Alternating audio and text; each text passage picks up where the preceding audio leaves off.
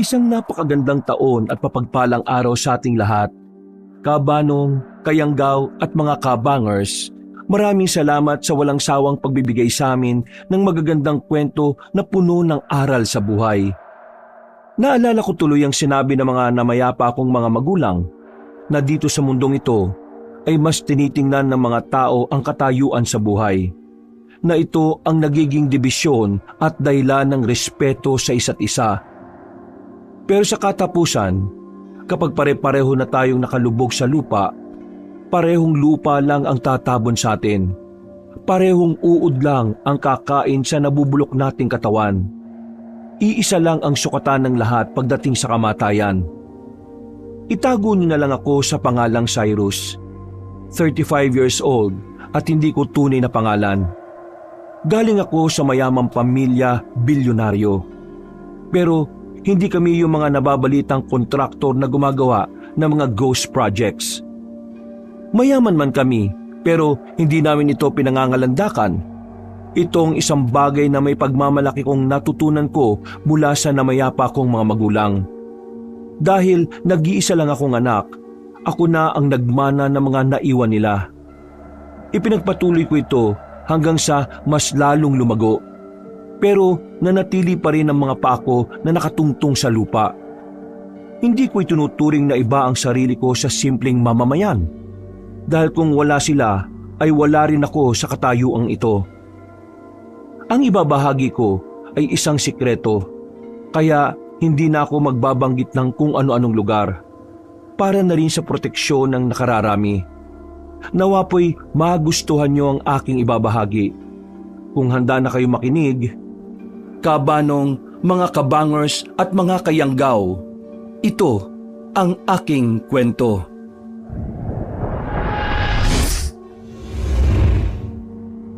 Bago nga pala magsimula ang ating kwento, sana'y mapindot nyo muna ang subscribe button at ang notification bell para lagi kayong nanonotify pag may bago tayong mga kwento. Pakibisita at pakisuportahan na rin ang iba pa nating mga channel. Ang Pamela Clamil Channel at ang Kabanong version 2.0. Kung wala sa mga nabanggit ko ang channel na mapapakinggan nyo na nagnanarita ko, yung channel na yon ay malamang ninakaw ang ating mga audio recordings. Huwag po nating suportahan. Mag-unsubscribe tayo dito. Naglalambing ako sa inyo na sanay yung 3 channel lang ang ating suportahan. At huwag nyo rin kalilimutan mag-like at comment. Napakalaking tulong po ito sa ating channel para mas makapagatid pa kami sa inyo ng mga magaganda at mga nakakapangilabot na mga kwento. At ngayon, sa ating pagpapatuloy. Hindi ako ipinanganak na bayani, kabanong. Katulad ng sinabi ko na isinilang ako sa katahimikan. Sa isang mundong sinasabi nilang may gintong kutsara sa dila. Mapera mga magulang ko, sina Nanay Penko at Tatay Jake. Marami silang lupain at may kapangyarihan din. Pero wala silang itinatagong kapalpakan o kabuktutan. Bata pa lang ako'y mulat na ako sa katotohanan na ang tunay na yaman ay hindi sinusuot, hindi sinisigaw, at lalong hindi ipinangangalandakan. Ang yaman, ayon sa tatay ko, ay parang patalim. Kung ipapakita mo, may masasaktan. O pwedeng ikaw man o ang ibang taong nakapaligid sa iyo. Ako po uli si Cyrus, brusko, tahimik, at sa mata ng marami ay isang ordinaryong lalaki lang ako na mas gustong kumain sa karinderya kaysa sa mamahaling restaurant. Hindi ako mahilig sa relo, alahas o magagarmong kotse. Kung makikita mo ko sa kalsada, aakalain mong isa lang akong manggagawa o kontratista o isang taong sanay sa alikabok at araw. At gusto ko naman po yun, kabanong. Kung tutuusin, ay masanay ako sa ganon kaysa sa pakikipagsosyalan. Kung minsan, ito rin ang madalas naming pinagdidiskusyonan ng Nanay Penko ko. Lalo na kapag meron silang gathering at mga mayayamang negosyante ang mga dumadalo. Nay naman, hayaan niyo na po muna ako sa gusto kong gawin. Pasensya na po kung ayaw kong umatin ngayon sa mga sosyalan moment niyo. Kasi malamang Erereto-reto na naman niyo ako sa mga kaibigan yung negosyante sa mga anak nilang babae. Alam ko pong wala namang masama ron. Pero para kasing binibili ang pag-ibig kapag ganun eh. Hindi naman po lahat nabibili ng pera. Lalo na ang true love. Kaya pagpasensyaan niyo na po ako kung mas pipiliin kong mag-stay kasama ng mga manggagawa natin sa pabrika. Tsaka doon po sa taniman. Nay, I love you po ah. Huwag na po kayong magtatampo. Dahil baka isang araw makadalo rin naman ako dyan. Si Tatay Jake, madali niya akong nagigets, Kabanong. Pero ang nanay Penko ko, madalas talaga kailangan ko pang daanin sa malambing na usapan. Mas gusto ko talaga ang simpleng buhay. Kahit na mayaman kami at sa likod ng payak na kasanayan kong ito, ay may isang sikretong buhay na hinuhubog ng dugo at ginto. Katulad ng nauna kong nang nasabi, ang pamilya namin ay matagal ng mayaman. Pero lilinawin ko lang na hindi kami galing sa politika at lalong hindi sa ilegal na mga negosyo. Lupa ang pundasyon ng aming angkan. Malalawak na lupain sa Visayas. Mga asyenda at rancho na minanapa ng aking lolo sa tuhod. Mula roon, lumago ang aming puhunan simula sa agrikultura, logistics at iba pa. Nakalaunan, Kabanong, ay nagkaroon din po kami ng mga tahimik na investment sa technology at transportation. Hindi kami headline sa dyaryo. Ayaw kasi ni Tatay Jake ng ganon. Kaya hindi rin kami naging laman ng mga chismis sa mayayamang tao. Sa term po ngayon, low-key lang talaga ang buhay namin. Sadyang ganun kami nasanay mamuhay. Kabanong, maaga rin akong naturuang magbilang ng pera, lalo na ni Tatay Jake. Tinuruan niya ako hindi para ipagyabang ito, kundi para unawain ang bigat ng paghawak nito. Palagi niyang sinasabi sa akin ang kahalagahan ng pagiging masinop sa tuwing nakakausap kami. Thank you, Tay. Ngayon po mas naiintindihan ko na ang kahalagahan ng pagiging masinop sa pera. Tama po kayo. Sa bawat pisong kinikita ay may katumbas na responsibilidad. Hindi po talaga natin kailangang mang-apak ng buhay ng iba para gumaan ang buhay natin. Dapat magsikap tayo. Hindi mang-angkin ang hindi natin lupa. Dahil kapag ganon, maraming apektado at marami tayong magiging kaaway. O sige po, Tay. Pag-iipunan ko po. Para sa susunod, ako nang bibili ng sarili kong lupain gamit ang pera na pinag-ipunan at pinaghirapan ko. Marami po talaga akong natutunan sa tuwing magkausap kami ni Tatay. Napakalawak po ng pangunawa niya sa mundo. Kaya rin siguro siya yumaman ng husto dahil palagi niyang sinasabi na kailangan maging mabuting katiwala tayo. Kaya nung 22 taong gulang pa lang ako, ipinagkatiwala na sa akin ang malaking bahagi ng negosyo. Hindi dahil henyo ako, kundi dahil natuto ko kay nanay at tatay sa pagiging madisiplina. Unang-una sa sarili, pangalawa sa paghawak ng pera, at pangatlo ay ang pakikitungo sa mga tao. Bukod sa mga ito, ay may isa pang pamana ang aming angkan. Isang pamana na hindi nakasulat sa anumang titulo o kontrata. Ang pakikipagsagupa sa kadiliman. Tandang-tanda ko pa, Kabanong, at hindi ko makakalimutan yon. 14 years old pa lang ako nung una ko makita ang isang aswang. Isang kaibigan ko sa baryo ang biglang namatay. Sabi ng lahat, inatake raw sa puso. Ngunit alam kong may mali. Nakita ko mga marka sa kanyang lieg ni Leroy at hindi to ordinaryong kagat lang ng hayop. Mas lalong hindi rin gawa ng tao. Nakita ko ang takot sa mga mata na matatanda. Ang katahimikan na tila mas maingay pa sa sigawan. Nung gabing yon, dinala ako ni Tatay Jake sa isang lumang silid sa ilalim ng aming bahay. Doon niya unang binuksan sa akin ang lihim ng aming angkan. At doon din nagsimula ang pagsasanay ko. Hindi to parang pelikula. Walang magagarbong armas, walang instant na lakas. Ang unang itinuro sa akin ay takot. Kung paano to kilalanin at kung paano ito hindi hayaang maghari. Sumunod ang disiplina. Paggising bago magbukang liwayway, pagtakbo sa bukid, pag-aaral ng dasal at ritual, pag-unawa sa mga lumang aklat na amoy alikabok at dugo. Tinuruan akong makinig sa kapaligiran kahit wala akong napapakinggan dahil sa katahimikan. Doon na rin ipinakilala ni Tatay Jake sa akin si Mang Jaek, ang antingerong naging guro ko. Siya ang nagturo sa akin ng mga agimat, ng tamang paggamit ng asin, mga pangontra at iba pa. Siya rin ang nagmulat sa akin na ang aswang ay hindi iisang uri lamang. May mga lahi sila, may mga paniniwalang sinusunod katulad natin, at may mga pinunong mas matanda pa sa kasaysayan. At higit sa lahat ay itinuro sa akin ng Mang Jaek na ang manunugis ay hindi dapat magalit dahil maraming pagkakataon na nilalamon ako ng pagkainis lalo na kapag palpak ako sa mga ginagawa ko. Naku, ayaw ko na, Mang Jaek.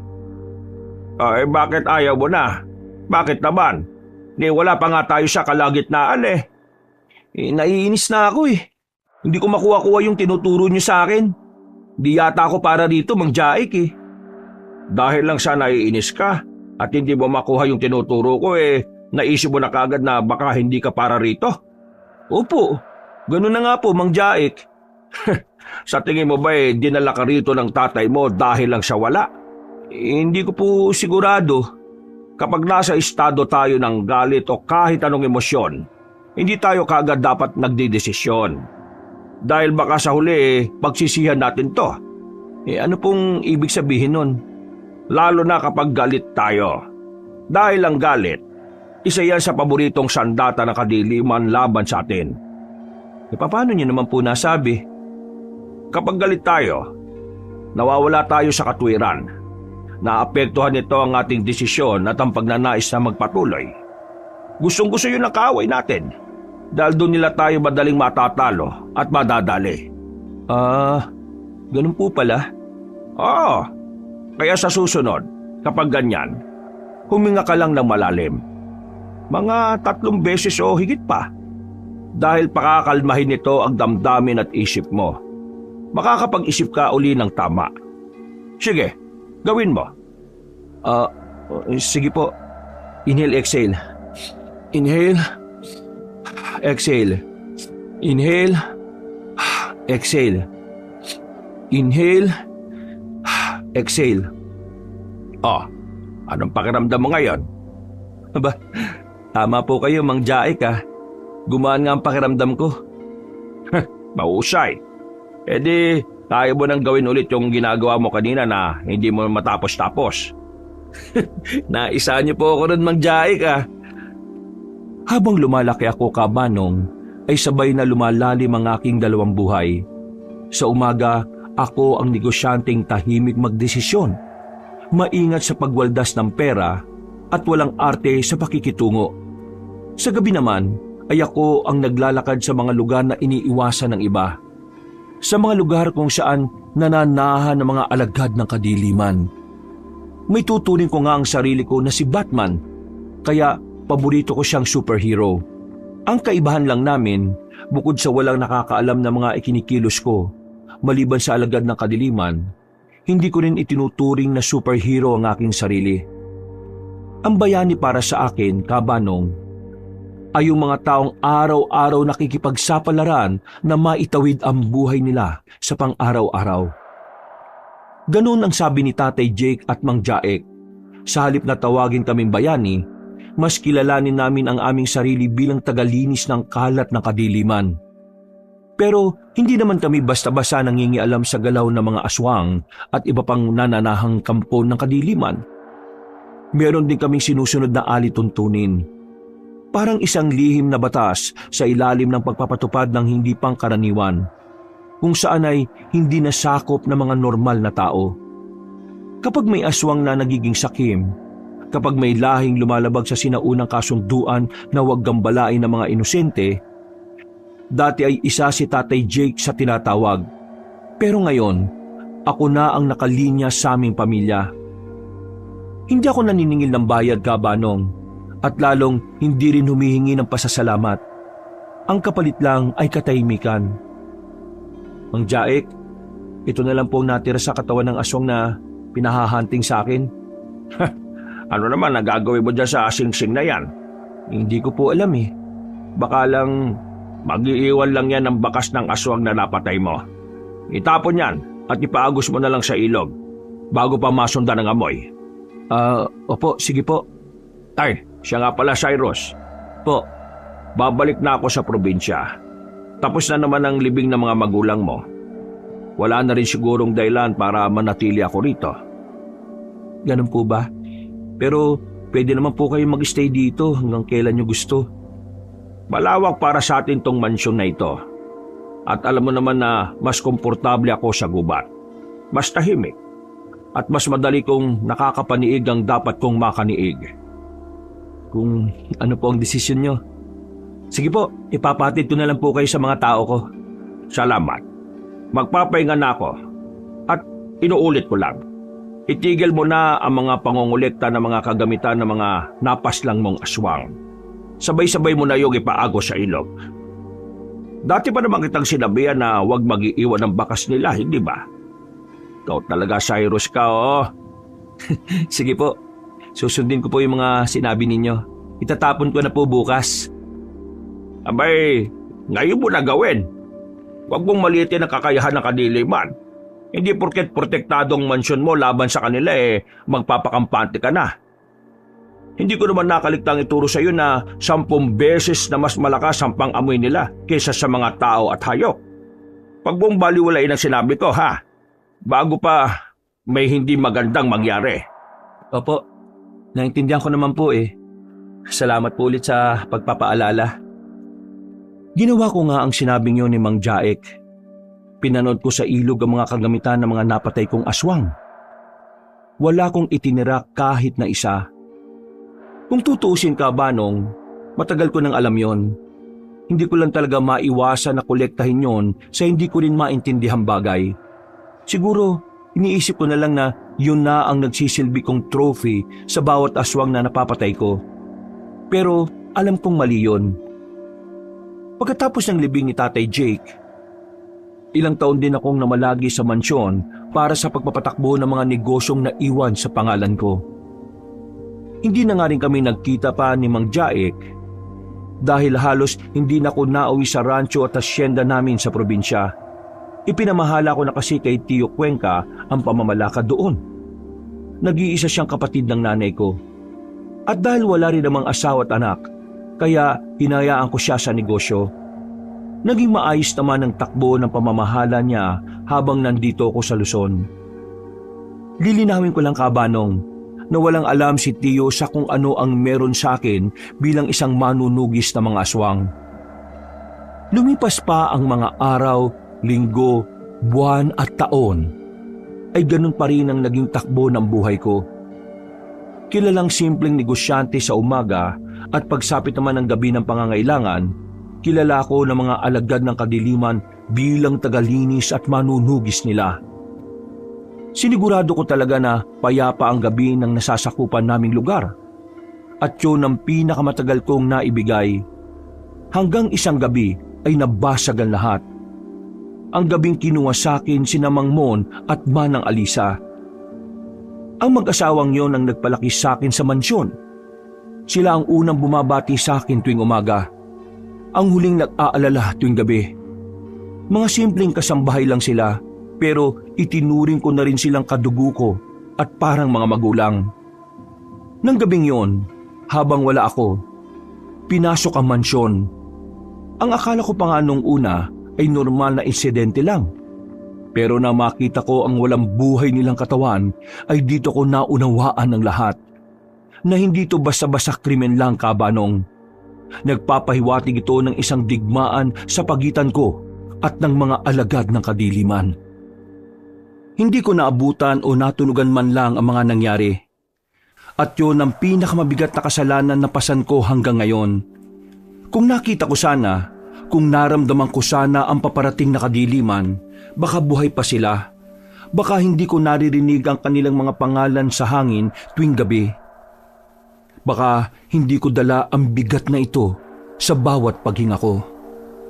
Ngunit wala ako roon. At habang wala ako, ang mansyon na siyang tahanang itinuring kong pinakaligtas na lugar sa mundo ay naging altar ng dugo. Sir Cyrus, pinapatawag niyo raw po ako, sabi ni Aling Munding. Oo. May kailangan po kayo, sir? Oo, Vargas. Ano po yun, sir? At gagawin ko po kagad. Kumusta yung unang lamay ni na Mang Mon at Manang Alisa? Nandun po sa kapilya ng mansyon yung mga manggagawa. Si Aling Munding din po ang nag-aasikaso doon. Dahil umuwi po muna yung 6 pang kasambahay natin. Bali, 3 lang po kaming nandito sa mansyon. Ganun ba? Bakit sila nagsipag-uwian? Sabihin mo na hindi naman ako magagalit. Natakot po sir dahil sa nangyari. Okay. Naintindihan ko naman. Sasabihin ko na lang sa sekretarya ko na bigyan sila ng sapat na pera para kung sakaling hindi na sila bumalik dito, makapagsimula sila ng panibagong buhay. Okay po, sir. Ikaw ba, Vargas? Yes, sir. Gusto mo rin bang umalis dito sa mansyon? Sabihin mo lang maintindihan ko naman basta magpaalam ka lang na maayos. Ay, sir, hindi po ako aalis. Katulad po ni na Mang Mon at Manang Alisa. Dito na rin po ako mamamatay, sir. Masaya ako marinig yan. Salamat, sir. Salamat sa tiwala. Ano po yung gusto niyong inumin, sir? Ipagtitimpla ko po kayo ng tsaa. Kaso, hindi po kasing sarap ng tinitimpla sa inyo ni Manang Alisa, Mabuti pa umupo ka na muna. Hindi ko naman kailangan ng tsaa Ang kailangan ko lang makakausap. Sige po. Dito na lang ako, sir. Dito ko upo sa bandang harapan ninyo. Kausapin niyo lang po ako ng kausapin, sir. Kahit magdamag, okay lang po. Salamat, Vargas Mabuti na lang at madaldal ka. Saktong-sakto dahil gusto kong malinawan kung paano kayo rito napasok sa mansyon ng mga pumatay kina Mang Mon at Manang Alisa. Ikukwento ko po ng detalyado sa inyo, sir. Kung ano yung nakita mo nung gabing yon. Ang totoo po niyan, wala ako masyadong nakita Pero marami po akong narinig, sir. Tahimik po ng gabing yun at wala po kayo rito. Maaga kaming nag-asikaso sa pagtulog. Tanda ko pa nga po, yung palaging ginagawa ni Manang tuwing kakagat ang dilim. Maingat niyang sinisindihan ng kandila sa altar natin. Tapos po, tinatawag na niya ang lahat ng kasambahay para manalangin. Malamang, kung nandito ako nun, tatawagin rin niya ako at pasasamahin sa pagdadasal. Malamang po yun, sir. Yun na nga po, pagkabukas po ng buong ilaw sa mansyon, nakita ko naman po si Mang Mon na naglilibot sa bakuran natin. As usual po, katulad din ng dati, dala niya lagi yung lumang itak na matagal nang mapurol. Tipikal na si Mang Mon na nga yun. Tinawag ko pa nga po siya Pagkatapos namin magdasal, kumain na rin po kami at nagkanya-kanya na. Pagkatapos ko pong mag-check ng mga pinto, nagpaalam na po ako sa kanilang mag-asawa na matutulog na. Tapos, bandang 10:00 ng gabi po. Anong nakita at narinig mo nun? Naalimpungatan po ako nun, sir Ang mga aso po kasi sa paligid, sabay-sabay na umungol. Saka nagsitahulan. Hindi po ako pwede magkamali sa pagkadinig ko. Hindi sila galit na kumakahuli. Kundi parang natatakot. Para pong nagtatawag din ng kamatayan yung alulong nila. Nangilabot nga po ako nun kaya hindi ko rin alam kung bakit ako naglock ng pinto ko Kahit binabawalan kami ni Manang Alisa na gawin yun. Kasi nga para mabilis niya kaming magising kapag kailangan. O tapos, anong nangyari? Habang hindi po ako makatulog, may naamoy po ako na parang alimuong na biglang sumingaw. Parang bagong hukay na hinaluan ng asupre, sir. Tapos, narinig ko na po yung malakas na katok ni Manang Alisa. Hindi niya po pinabukas sa akin yung pinto. Pero ang huling sinabi niya lang po sa akin, magdasal daw ako at huwag magbubukas ng pinto kahit na anong mangyari. Anong ginawa mo nun? Sinunod ko po siya nung una. Pero nung nakarinig na po ako ng ingay sa labas ng kwarto, lumapit po ako sa pinto.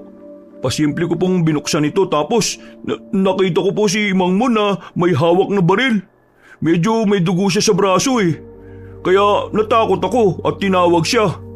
Pero sa halip na pumunta siya sa akin, pinagalitan niya po ako at sinabihang magsara at magkandado ng pinto. Tipikal na si Mang Mon nga yun. E di, nawala na siya sa paningin ko. Pero hindi ko pa rin kaagad sinara yung pinto. Sumilip-silip pa ako sa labas hanggang sa makita ko sa bandang dulo yung altar na pinagdarasalan namin malapit pa sa kusina. Nakita ko pong nakaluhod doon si Manang Alisa hanggang sa makarinig ako ng alulong ulit. Tapos putok ng baril. Kaya nagsara na po ako ng pinto dahil sa takot. Yung huling narinig ko na lang pong sigaw, yung sigaw nila mag-asawa. Tapos tumakbo na ako para magtago sa ilalim ng kama. Kaso nadulas naman ako at nauntog. Kaya nawala na rin ako ng malay. Nagising na lang po ako, may mga pulis na. Ganun ba? Pasensya na sir, kung walang masyadong natulong yung mga sinabi ko. Malaking tulong siya, Vargas. At least, nakumpirma ko na talaga kung sino yung totoong gumawa nito sa kanila. Talaga sir? Kung ganun po mabibigyan na ng hustisya ang pagkamatay nila? Isusumbong niyo po ba sa pulis kung sino yung pumatay sa kanila at ang malakas ng loob na nang himasok dito sa atin sa mansyon? Walang magagawa ang mga pulis. Ho? Bakit naman po walang magagawa ang mga pulis, sir? Maintindihan mo rin sa mga susunod kung magtatagal ka pang manilbihan sa akin. Siyempre naman po, sir. Katulad nga po ng sinabi ko kanina, gayo po nila Mang Mon at Manang Alisa, dito na ako tatanda sa mansyon. Maliban na lang po kung paalisin niyo ako Kaya wag niyo akong papaalisin. At kahit medyo makulit ako pagtiyagaan niyo lang ako, sir. Hindi ko naman gagawin yun O sige na, salamat sa oras mo Tulungan mo na rin si Aling Munding. Kung sakaling may maganap sa akin, ipaabot mo na lang na masama kunwari ang pakiramdam ko. Sige sir, masusunod po. Ay, teka, bago ka umalis, kunin mo itong porselas at isuot mo lang.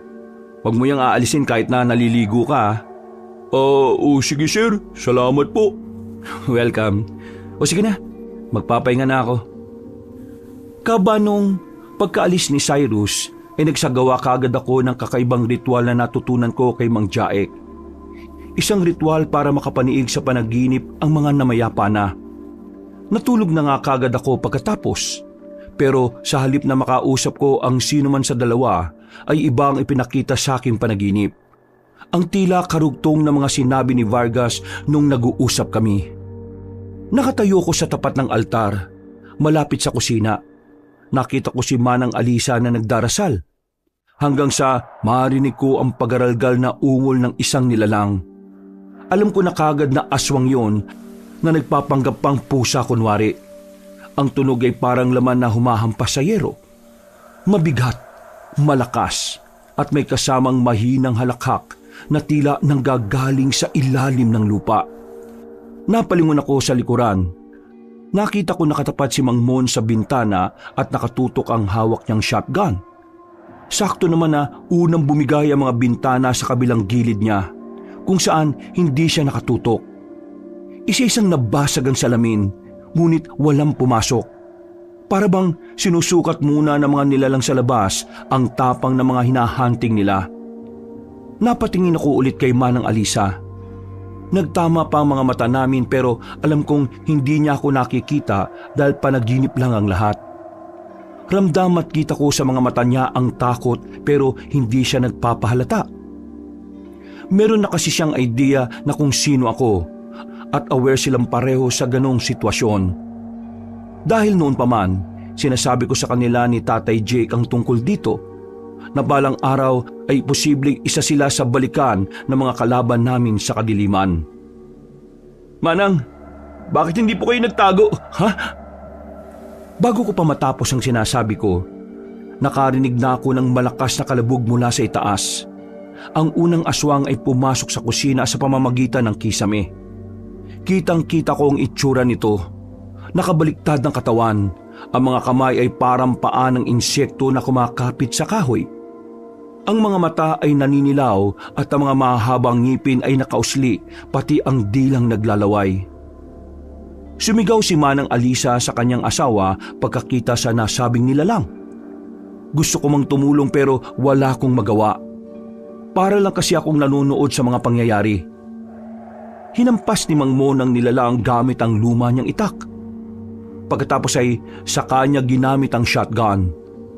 Tinamaan ang balikat ng aswang, kaya tumalon ito palabas at nawalang parang bula. Tumakbo na kayo! Magtago! Mang Mon! Manang Alisa! Bilis! Kahit anong sigaw ko'y hindi nila naririnig. Alam ko naman yon dahil nasa loob ako ng panaginip. Pero ginagawa ko pa rin, Kabanong. Maya-maya, muling may humalakhak. Sinundan ito ng muling pagpasok ng isa pang aswang. Sumunod ng dalawa pa hanggang sa napalibutan na silang mag-asawa. Na-corner nga sila sa kusina, kaya nag-alala ko ng husto kahit alam kong wala na akong magagawa. Muling pinaputok ni Mang Mon ang shotgun, pero naunaan na siya. Nahawakan yun ng isang aswang at buong puwersang kinuha sa kanya at hinagis palabas. Nagwasiwas naman si Manang Alisa ng rosary, pero tinawanan lang siya ng mga aswang. Kaya ang ginawa ni Mang Mon, winasiwas niya rin ang luma niyang itak habang itinutulak palayo ang isang nilalang gamit ang dining chair. Pero dahil sa mga may edad na, hindi rin sila talaga umubra. Isa sa mga aswang ang dumapo sa likuran ng Ginoo. Kitang-kita at dinig na dinig ko, Kabanong, ang tunog ng laman na napunit matapos siyang kagatin ng aswang sa leeg. Tumakas ang masagahan ng dugo at dumalo ito sa buong katawan ng kawawang Ginoo. Napatali sa takot si Manang Alisa, pero wala rin siyang magawa. Katulad ko na napapanood lang sila ngayon. Tama na! Manang Alisa, takbo na po! Umalis ka na, pakiusap! Bumagsak si Mang Mon sa sahig, ngunit hindi siya kagad namatay. Nakita kong gumapang siya papunta sa altar kahit duguan ang katawan. Nanginginig ang tuhod niya habang nakahawak ang isang kamay sa leeg. Inabot niya ang asin at ikinalat sa sahig. Pilit na bumubuo ng bilog, ngunit huli na, Kabanong. Tinapakan yun ng aswang na may anyong halos tao. Maliit lang yun na parang bata, pero hindi ko maaninag ang muka. Para kasing may kung anong kadiliman na tumatakip doon. Nakaramdam ako ng kakaiba pagkakita sa tumapak sa paa ni Mang Mon. Parang pakiramdam ko ay kakilala ko na siya. Matagal nang kakilala. Kumusta ang pagsisilbi? Matagal ko na kayo minamatyagan. Pamilyar sa akin ang boses pero hindi ko maalala kung saan ko narinig yon. Pero bago ko pa maisip ay narinig ko nang sumisigaw si Manang Alisa. Pagtingin ko ay patakbo na siyang palabas ng kusina. Tinangka niyang ipagtanggol ang sarili gamit ang kandila at dasal. Nasunog ang balat ng isang aswang, kaya napaungol ito, ngunit mabilis din namang nakabawi. Nagalit yun sa kanya, kaya hinila siya pabalik malapit sa altar at doon na siya pinagsasasaksak ng matutulis na kuko sa dibdib. Pagkatapos ay mas karumal-dumal na ang sumunod na nangyari. Hindi ko na idedetalye dahil baka masok ka pa ang makakarinig, Kabanong. Ang huling salitang narinig ko kay Manang Alisa bago mamatay ay ang pagtawag sa aking pangalan. Tumingin pa nga siya sa akin pero alam kong hindi naman niya talaga ako nakikita.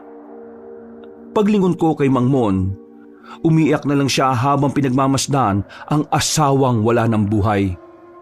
Pagkatapos noon ay karumal-dumal na rin ang ginawa sa kanya ng hindi ko makilalang aswang na pamilyar ang boses. Hanggang sa biglang napalingon sa akin ang nasabing nilalang. Pero natatakpan pa rin ng kadiliman ng mukha niya. Tanging mapupulang mata at malademonyong ngiti lang ang naaninag ko. Nagulat ka ba dahil nakikita kita? Panaginip lang to ah. Oo, panaginip lang to. Pero hindi lang ikaw ang marunong gumamit ng kalamang itim. Kaya ko rin yon, Cyrus. Kahit dito kayang-kaya kitang patayin. Nagulat ako nang bigla siyang sumugod sa akin. Mabuti na lang ay napadilat kagad ako at napabalikwas ng bangon. Napahawak pa ako sa dibdib dahil sa sobrang pagkabigla. Hindi ko sukat akalain na mangyayari ang ganon na kahit sa panaginip ay aatakihin ako ng kaaway. Naalala ko tuloy ang sinabi noon ni Mang Jaek patungkol sa ritual na yun. Mag-iingat ka sa paggamit ng ritual ng pakikipag-usap at paglalakbay sa panaginip. May mga nilalang na kayang manakit kahit naroon. Hindi naman po siguro kayang gawin yun ng mga aswang. Parang teknolohiya na rin ang kaalaman ng kadiliman ngayon. Kahit ang mga aswang, nagsasanay na rin sa ritual na papantay sa kanilang kakayahan. Kaya hindi mo pa rin masasabi. Sige po, mag-iingat na lang po ako. Mas mainam kung hindi mo na gagamitin. Bakit niyo pa po itinuro kung hindi niyo naman pala ipapagamit sa akin? Hindi ito katulad ng pagsaboy ng asin o paggawa ng pangontra. Ang ritual na ito ay delikado dahil kaluluwa mo ang nakataya. Tinuturo ko siya para maintindihan mo ang bigat ng tungkulin at pagiging responsable sa paggamit ng mga ganitong kakayahan. Napahawak ako sa dibdib at pinakalma ang sarili ko. Matapos ko yung maalala. Ngayon nga ay naiintindihan ko na kung bakit yun nasabi ni Mang Jaek sa akin. Nagdasal ako sa Panginoon bago muling natulog. Pagsapit ng kinabukasan, bumalik ako sa kusina kung saan eksaktong natagpuan ang walang buhay na katawan ni na Mang Mon at Manang Alisa. Naalala ko na naman tuloy ang nakita ko sa panaginip, kung paano nila sinapit ang malagim na kamatayan sa kamay ng aswang. Pasensya na, Mang Mon, Manang Alisa. Pangako ko po na mahahanap natin ang hustisya sa gumawa nito sa inyo. Hindi ako titigil sa pagtugis sa aswang na gumawa nito. Ang aswang na yun na gumagamit din ng ritual. Makikita rin tayo. At kapag nag-cross ang landas natin, hinding-hindi kita kakaawaan. Napakuyom ako ng kamao at sa unang pagkakataon ay muli akong nakaramdam na matinding galit. Matagal na din akong naging tahimik, pero ngayong muling umusbong sa puso ko ang matinding pagnanais na mahuli na ang mga kaaway. Magbabayad ka dahil dinamay mo ang mga inosenteng tao. Sir, magandang umaga po. Nandyan lang po pala kayo. Kanina ko pa kayo hinahanap eh. Oh, bakit ba? Wala lang po. Gumawa na kasi ng almusal si Aling Munding. Naisip kong ayain na kayo dahil hindi pa pala kayo naghahaponan kagabi. Sige, pupunta na lang ako ron sa dining area. Sige po sir, ipapahanda ko na po yung kakainin ninyo. Sige, salamat Vargas ha.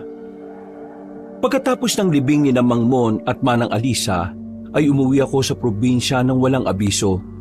Hindi dahil gusto kong gulatin si Tio Cuenca at ang mga tao roon sa rancho at asyenda namin sa Visayas.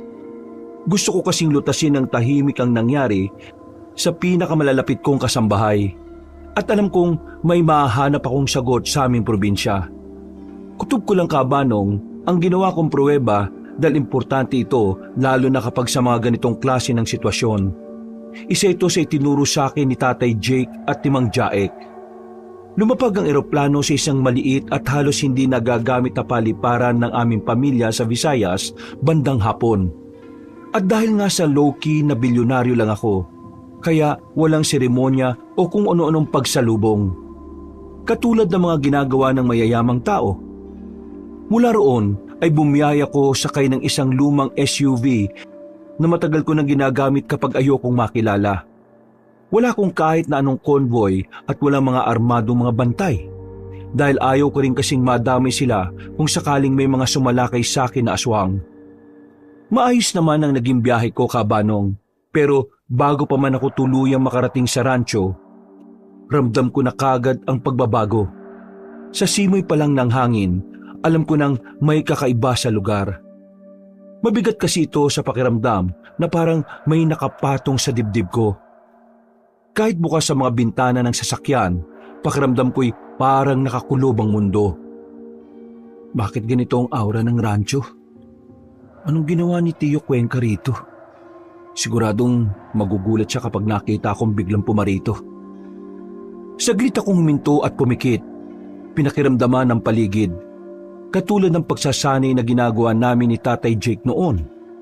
Parang may humaharang nakadiliman sa pagpunta ko roon. Isang presensya na alam kong gawa ng kasamaan. Kapag ganito ang pakiramdam ay hindi talaga ako basta-basta nagiging kampante. Dahil dito ay kinuha ko sa bulsa ang kwintas na may asul na hiyas. Sinuot ko ito, kaya kahit papaano ay gumaan ang aking pakiramdam.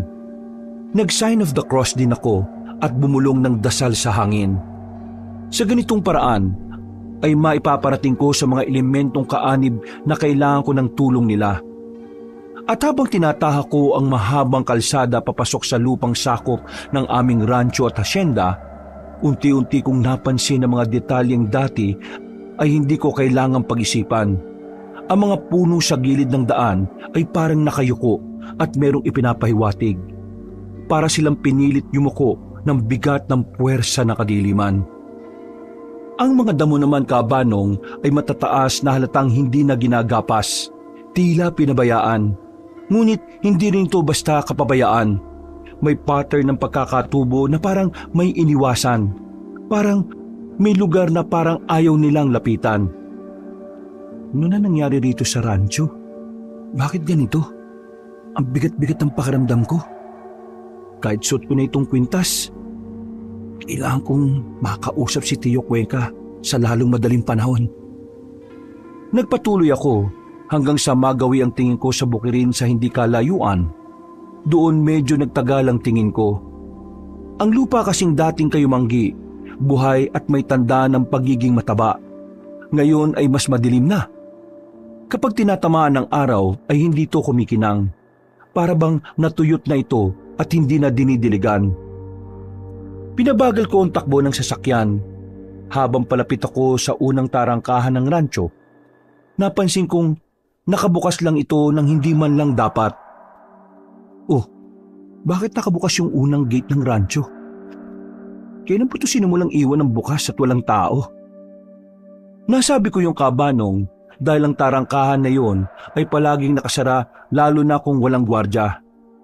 Hindi dahil sa takot kami sa magnanakaw noon, kundi dahil yon ang unang patakaran ng lupang ito na walang basa-basa na lang makakapasok. Kahit noong buhay pa ang tatay Jake ko, nung payapa pa ang lahat, nakasara talaga ang gate dahil simbolo ito ng kaayusan. Nakabase rin ito sa patakaran ng mga kasapi ng hindi pangkaraniwan. Kaya sa larangan na ginagalawan ko, ang bukas na pinto ay hindi isang imbitasyon, kundi isa itong babala, Kabanong. Dati, bago ka man makapasok sa rancho, sasalubungin ka na ng ingay. Mga hayop, mga tauhang nakagwardya, tunog ng makina at ng iba pang ingay. Ngayon, ang tanging naririnig ko ay ang mahinang pag-ugong ng makina ng SUV at ng sariling tibok ng dibdib ko. Bumaba ako saglit. Dahan-dahan, saka ko isinara ang gate. Ang tunog ng pagsara nito ay masyadong malakas sa katahimikan, na parang sigaw sa isang silid na puno ng mga natutulog. Humakbang ako palapit sa gate at tinawakan ng bakal. Malamig ito, pero hindi dahil sa panahon. Malamig ito na parang matagal nang hindi hinahawakan ng mga tao. Parang may kinulong na lamig sa loob ng bakal. At ngayon ay dumadaloy sa balat ko. Anong nangyari sa proteksyon ng rancho? Kaya pala ganito na lang ang pakiramdam ko sa buong lugar eh. Ay nako, ano bang pinaggagawa rito ni Tio Cuenca? Nagtuloy-tuloy ang sasakyan ko hanggang sa makapasok sa mismong loob ng rancho. Nang makita ko ang asyenda, ay nagmadali ako, pero hindi mismo doon dumiretso. Sa ibang bahagi ako ng lupain nagpark. Hindi ako agad bumaba at nagmasid-masid lang sa kapaligiran. Sa loob ng rancho ay mas malinaw at mas ramdam ko ang matinding pagbabago. Ang dating maayos na mga damuhan ay may mga bahagi na tila nilamon ng kung anong sakit. May mga damong ligaw, may mga bahagi na parang nasunog, at may mga lugar na hindi na kaaya-aya. Pati ang mga istruktura, Kabanong. Ang kamalig at mga kulungan ng hayop ay nakatayo pa rin naman. Pero may kakaibang pakiramdam ako. Para silang mga bahay na tinirhanan ng takot. May mga pinto na bukas. May mga bintana na basag. Pero alam kong hindi dahil sa bagyo o anumang gawa ng sakuna ng kalikasan, kundi gawa ng kasamaan. Nasasabi ko yon dahil ramdam na ramdam ko yon. Naglalakad na ako at tumiretso sa likod ng asyenda. Nagulat ang mga kasambahay na nakakita sa akin. Para silang naaligaga. Ako naman ay nagpanggap na maayos lang ang lahat, kahit ang totoo ay hindi. Nilapitan ko si Aling Celia, ang isa sa kasambahay na natatandaan ko sa lugar na yon. Nasaan po si Tio Cuenca? Pakisabi na kailangan ko siya makausap ngayon din.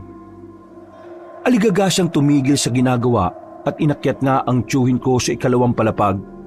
Ako naman ay tumambay sa malaking sala at nagmasid-masid sa paligid. Naghintay hanggang sa dumating si Tio Cuenca. Cyrus, pamangkin, anong ginagawa mo rito at bakit hindi ka nagpasabi para mapagandaan ko ang pagdating mo? Bakit mo hinayaan na nakabukas yung unang gate ng rancho, Tio? Ay, yun ba? Ano kasi, Hindi po ba mahigpit ko pong binilin sa inyo ang tungkol doon? Matagal nang ipinagbabawal ni tatay ang pananatiling nakabukas ng gate na yon. At bakit walang bantay? Eto naman si pamangkin, oh. Ganyang kagad ang bungad mo, ah. Wala bang kumustahan mo na? Tio, naintindihan mo ba ang mga biniling ko sa'yo bago ko ipinagkatiwala ang rancho at asyenda sa'yo? Ilang beses ko pa sa'yong inulit-ulit yun, ah. Wag na wag mong hahayaang nakabukas ang gate natin. Lalo na ang walang magbantay doon. Ikaw naman. Wag ka naman magalit kagad. Gate lang naman yun eh. Paano hindi po ako magagalit? Hindi mo nirespeto ang patakaran ng rancho, Tio. Hindi yung basta simpleng pagbukas at pagsara lang ng gate. Wag mo naman akong sigawan ng ganyan. Napapahiya ako sa mga kasambahay na nakakarinig, oh. Tiyuhin mo pa rin ako. Kapatid pa rin ako ng nanay mo. Kaya, Cyrus, pamangkin, kaunting respeto pa rin naman sana. Napabuntong hininga na lang ako dahil sa mga sinabing yun ni Tio Cuenca. Hindi ko rin naman siya masisisi dahil wala siyang alam pagdating sa mga kababalaghan at patakaran ng mga hindi pangkaraniwan. Hindi ko na siya kinibupa. Tinawag ko na lang si Aling Celia. Pinaayos ko ang kwarto at pagkatapos ay lumabas muna ako ng asyenda para magpahangin. Naghalo ang lungkot, galit at pagkadismaya habang pinagmamasdan ko mula sa gazebo ang buong rancho.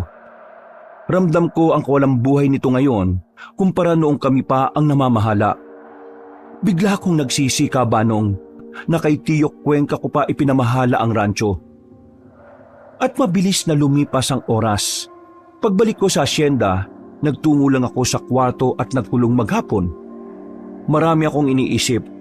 Akala ko kasi ay ang paghahanap lang ng pumatay kay Mang Mon at Manang Alisa ang poproblemahin ko. Pati rin pala ang rancho at asyenda. Bago matulog, katulad ng nakasanayan ko, ay nagdasal ako.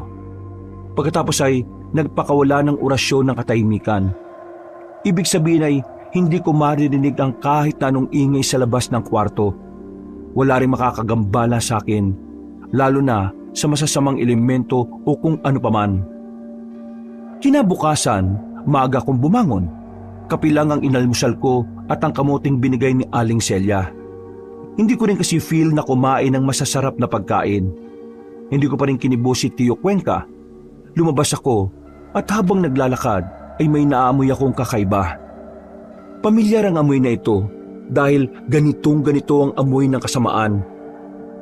Nabahala ako, Kabanong, dahil sigurado na ako na nakapasok na sa rancho ang kadiliman. Pero patuloy ko pa rin tinahak ang daan hanggang sa marating ko ang mga taniman namin ng puno ng mangga.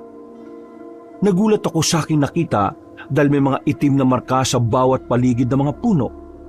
Parang sinunog ang lupa nito, pero wala namang abo.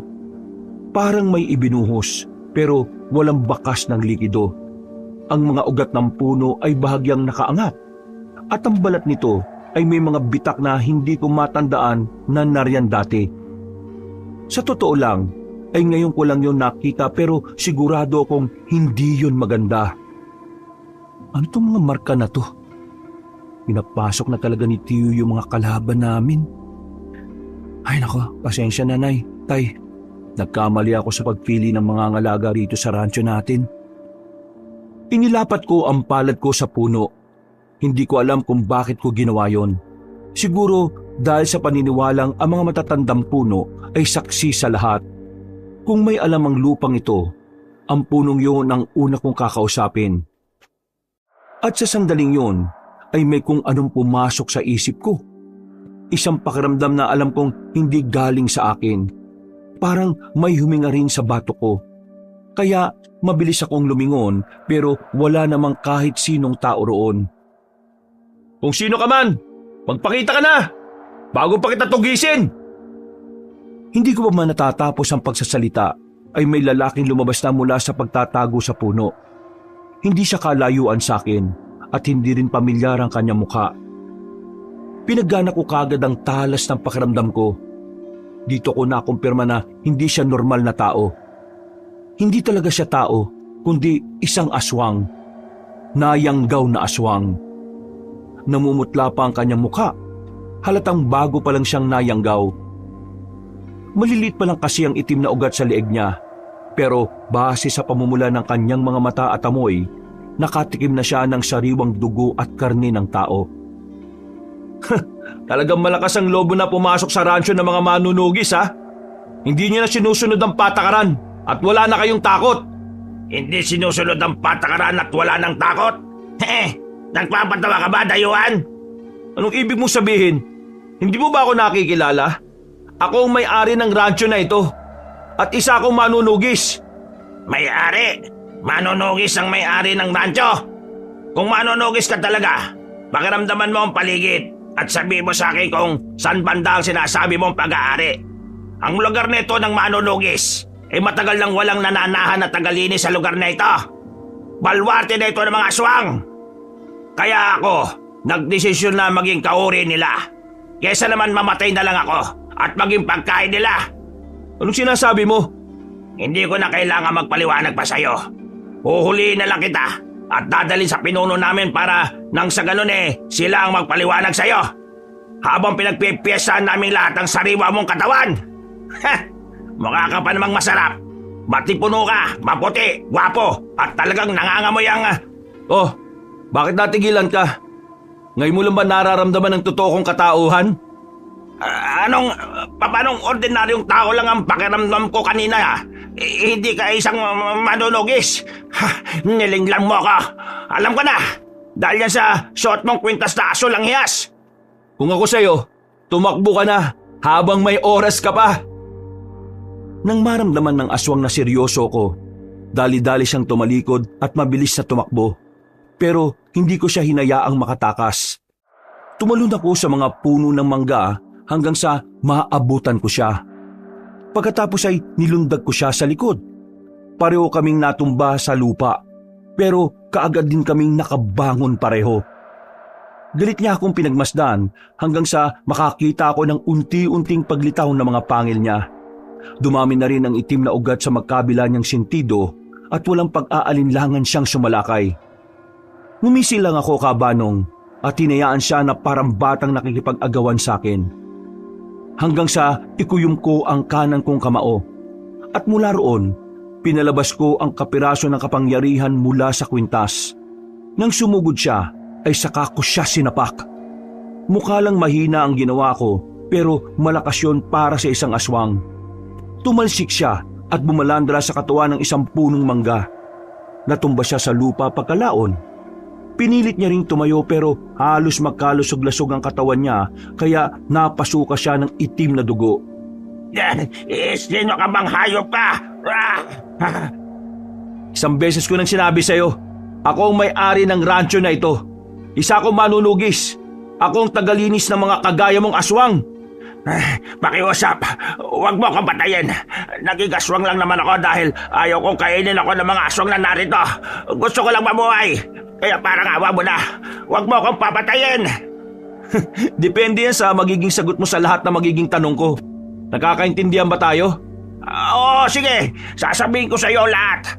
Wala ako ililihim. Basta buhayin mo lang ako. Hinatak ko ang nangihinang aswang papunta sa kubong malapit doon. Kahit ang kubo ay tila wala na ring nagmamay-ari, Halos sira-sira na rin kasi ang pawid na bubong. Naalala ko tuloy nung madalas kami ritong magtambay ni Tatay Jake para tingnan at makisa sa pag-aani ng mga punong mangga. Kaya nalungkot ako pagkakitang ganun na ang lugar. Ibinalanda ko ang aswang at sinimulan siyang tanungin ng tanungin. Kaya marami akong nalaman na siyang naging dahilan ng matinding pagbabago sa rancho. Napakuyom ako ng kamao at sinikap kong kontrolin ang galit. Alam kong walang kinalaman si Tio dahil hindi niya naman alam ang kalakaran ng mga hindi pangkaraniwan. Ginamit lang ang kanyang kamangmangan at kayabangan kaya nakapasok ang mga aswang sa rancho at pinipilit nilang gawing balwarte ang aming lugar. Pero ang isa pang ikinainis ko ay ang sinabi ng aswang patungkol sa isang bagay. Hindi ko pinalampas ang kasinungalingang yon. Pinatay ko siya at natunaw na parang abo hanggang sa walang matira sa kanyang pagkatao. Kailangan malaman ni Manjaik ang nangyari dito sa rancho. Pero sigurado naman ako na meron na siyang ideya. Bakit kaya wala siyang ginawa? Ayos lang kaya siya? Nagpa siya akong magtungo sa pangunahing silid ng asyenda kung saan nakatabi roon ang mga kagamitan namin ni Tatay. Nung umalis kasi kami rito, ay nanatili yung nakasara at kami lang ang nakakaalam kung paano to mabubuksan. Hanggang papalapit ako nang napansin ko ang mga bintana sa ilang parte ng asyenda. Lahat ito ay sarado na parang sinadyang tinabingan. Hindi ko na kasi yun napansin kahapon dahil hindi naman ako lumabas. Matapos makipag-usap kay Tio Cuenca. Hindi ko na muna pinagtuunan ng pansin ang bagay na yon. Nagtuloy-tuloy ako hanggang sa marating ang sinasabi kong silid. Huminto ako sa harapan ng pinto. Katulad ng dati, silyado pa rin ito at halatang walang nakakapasok. Ilang segundo akong nakatayo roon at nakikiramdam pero wala akong marinig na kahit na ano. Huminga ako ng malalim at pagkatapos ay saka umupo. Saka ko hinawi ang alikabok sa sahig hanggang sa lumantad ang isang simbolo. Tinanggal ko ang kwintas at mula sa nakalantad na simbolo ay isinalpak ko yon. Unti-unting bumukas ang pinto hanggang sa umihip ang hangin mula sa loob. Bumungad sa akin ang amoy na kulob na bagay pero dinedma ko lang yon. Pumasok ako sa loob at sinalubong ang kadiliman. Hinanap ko ang bukasan ng ilaw at nang mapindot ang switch ay tumambad na nga sa paningin ko ang kabuuan ng kwarto. Ganun na lang ang gulat ko dahil wala na ang lahat ng laman ng kwarto. Ha? Paano nangyari to? Paano nila napasok ang kwarto na to? Siniguro ni Tatay na walang makakapasok dito dahil selyado to ng salamangka. Ha? Natigilan na ako matapos makaramdam ng kakaibang puwersa sa paligid. Alam kong may nakamasid sa akin mula sa kung saan. Kaya umatras kagad ako malapit sa pinto. Pero paglabas ko ng kwarto ay nagulat ako nang tumambad sa paningin ko si Aling Celia. Kita ko sa mga mata niya ang takot. Tatakbo na sana siya palayo pero hinawakan ko siya sa kamay at wala siyang nagawa. Magsabi ka sa akin ng totoo, Aling Celia. Sino pumasok dito? Paano nila napasok ang silid na ito? Alam kong alam mong bawal ang pumasok dito, di ba? Umiyak lang siya at sinabing wala talaga siyang alam sa mga nangyayari sa paligid. Ang alam niya lang ay palaging may kausap si Tio Cuenca na hindi niya rin naman kakilala kung sino. Lagi raw kasi yung nagtatago sa isang malaking parang mascot. Binitiwan ko na siya at tumingin ng paumanhin. Alam ko rin naman kasi na nagsasabi siya ng totoo. Isa pa ay wala akong nararamdaman na itim na enerhiya mula sa kanya. Katulad ni Tio, inosente pa rin siya sa kapangyarihan ng kadiliman. Kaya pinayuhan ko muna siya na sa mga susunod na araw ay umalis na muna siya sa rancho. Dahil nakakaramdam ako ng hindi maganda. Kinumpronta ko kagad si Tio patungkol sa importanteng silid. Sinikap ko maging mahinahon pero nakakaubos na talaga siya ng pasensya. Tio, bakit mo naman hinayaan na may makapasok sa sikretong silid namin ni Tatay? Anong sinasabi mo, pamangkin? Pati ba naman yon isisisi mo sa akin? Hindi nga ako nagagawin sa parting yun ng asyente. Kasi sinasabi mong bawal.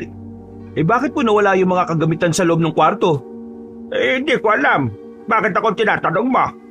Sino pa bang gusto niyong tanungin ko? Ikaw lang naman po pinamahala ako sa lugar na ito. Kung alam ko lang po na ganito ang mangyayari, hindi na sana kita hinayaan eh. Ay naku naman. Sabihin mo lang kung paalisin mo na ako dito sa rancho. Aalis ako at babalik sa Maynila. At kapag umalis ako dito, huwag mo na rin akong ituring na tiyo ba? Magkanya-kanya na lang tayo.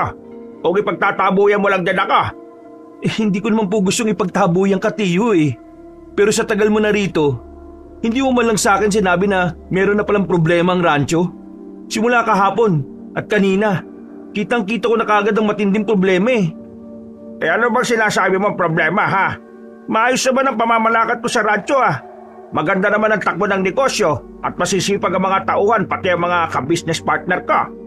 Business partner mo? Sino po? Yung taong nakamaskot? Wala namang masama na nakamaskot yung business partner ah. Mas nakakaintindihan nga kami. Inalisan ko ng...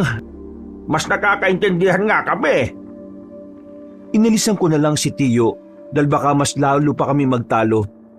Alam ko na rin naman ang dahilan kung bakit nagkaganito ang rancho. Mas lalo lang tuloy na dagdagan ng isipin ko.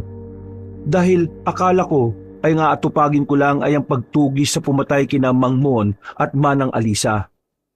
Ngayon, pati tuloy ang problema sa rancho ay aatupagin ko na rin. Pumasok na ako sa kwarto at isinara ang pinto. Pero may naramdaman akong kakaiba. Kaya lang, pinagsawalang bahala ko lang. Naging alerto lang ako at agad binuksan ang ilaw. Hanggang sa napansin kong may isang larawan na nakabaliktad. Alam kong hindi ganon ang ayos nito kahapon. Kaya natunugan ko na kagad na may nakakapasok sa tinutulugan ko. Hinawakan ang nakabaliktad na larawan. Dahan-dahan ko itong inayos hanggang sa makita ang tila kalmot sa gilid ng frame. Mas lalo akong naging alerto at habang nakatingin kunwari sa picture ay pinagana ko na kagad ang aking pakiramdam. Ang lakas ng loob mong pasukin ang kwarto ko ah. Matatapang na talaga mga kampo ng kadiliman rito.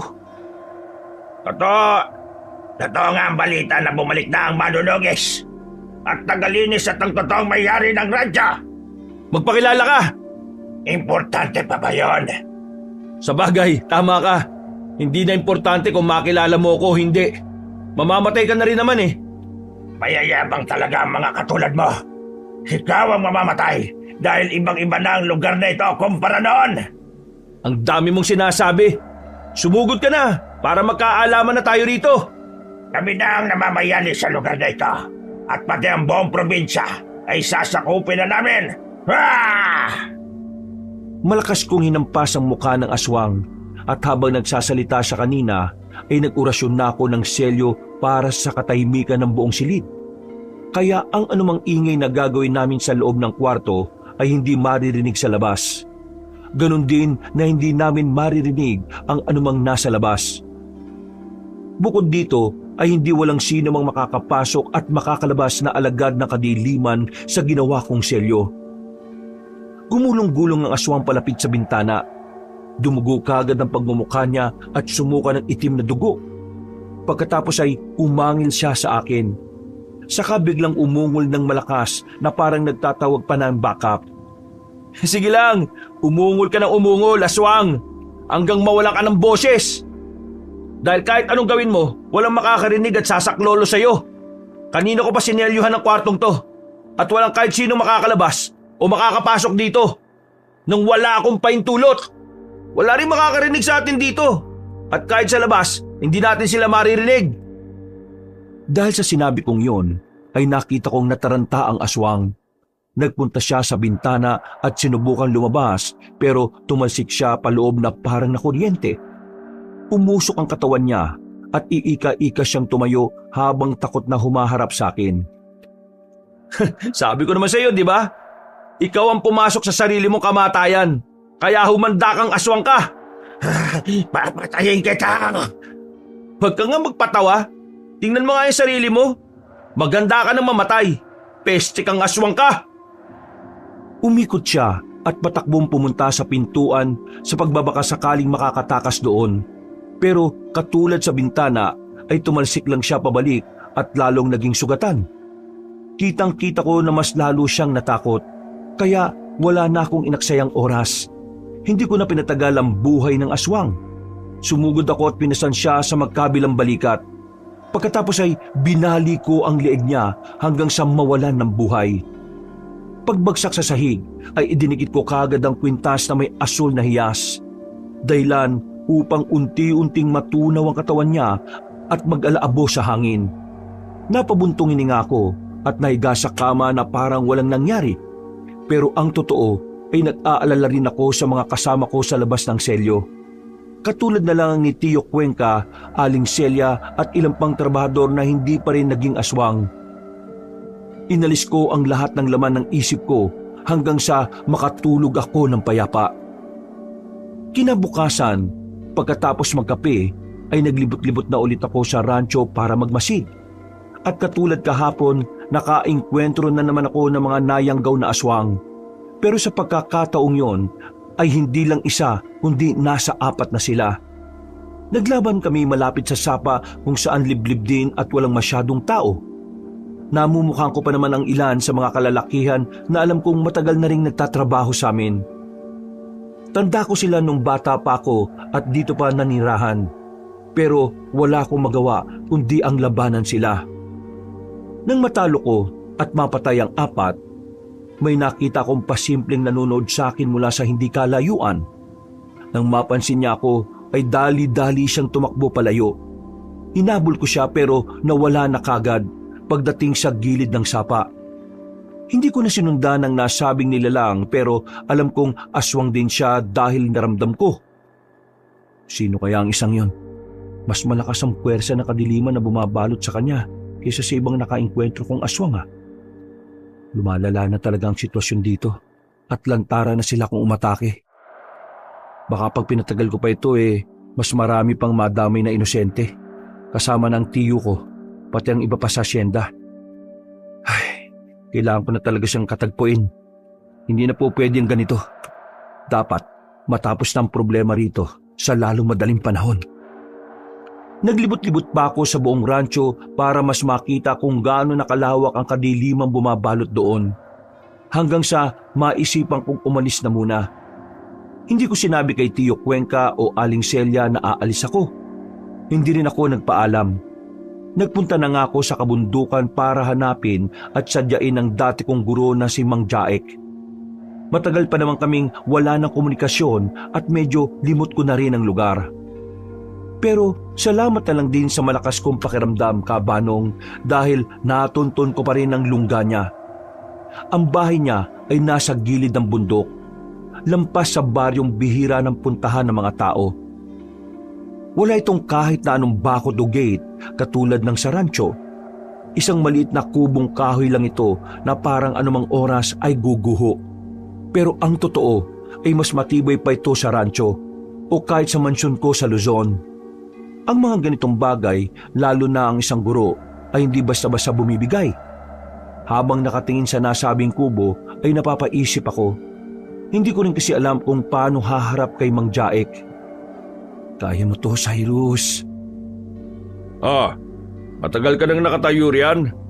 Kung magnanakaw ka, napakahina mo namang magnakaw kung ganon. Kanina ka pa nahuli ng may-ari kapag ganyan. Mang Jaek, hindi ka pa rin po talaga nagbabago. Ganyan ka pa rin po bumungad. Kina, pumasok ka na rito bago ko pa mapansin ng mga umaaligid sa labas. Opo, salamat po. Pagpasok ko sa loob ay nakita ko siyang nakaupo sa sahig, nainom ng mainit na tsaa, na parang walang nagbago sa mundo. Pero kapansin-pansin na nagbago ang mga mata niya. Mas malalalim na ito at ramdam kong mas mabigat. Para bang may matagal na siyang hinihintay at dumating na yon. Okay lang po ba kayo? Bakit ganyan ang kulay ng mga mata niyo? Namumuti na. Kahit anong pilit kong pabagalin ng pagtanda ko, wala naman akong magawa Pero ayos lang po ba talaga kayo? Kahit malabo na ang paningin ko, dahil sa mga konsekwensya ng kapangyarihang itim, may sapat na lakas pa naman ako. Pero huwag ang tungkol sa akin ang pag-usapan natin, Cyrus, kundi ang tungkol sa iyo.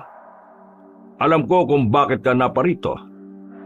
Yung rancho po, Alam ko ang nangyayari sa rancho. Pero humihingi ako ng tawad sa iyo pati sa mga yumao mong magulang dahil huli na nang madiskubre ko ito. Matanda na ako para sa labanan, Cyrus. Hinihintay ko na lang talaga ang pagdating mo na mabigyan mo ng pansin ang nangyayari rito. Kasalanan ko rin eh. Hindi ko dapat pinagkatiwala ng husto kay Tio Cuenca ang rancho. Hinayaan niyang nakabukas ang gate, kaya malayang nakakapasok yung mga kampo na kadiliman. Marami na kagad akong nakalaban at naging lantara na sila. Nagbalik po ako dito para harapin ang pumatay kay Mang Mon at Mang Alisa. Pero ganito na pala ang maabutan ko. Mas malala pa sa inaasahan.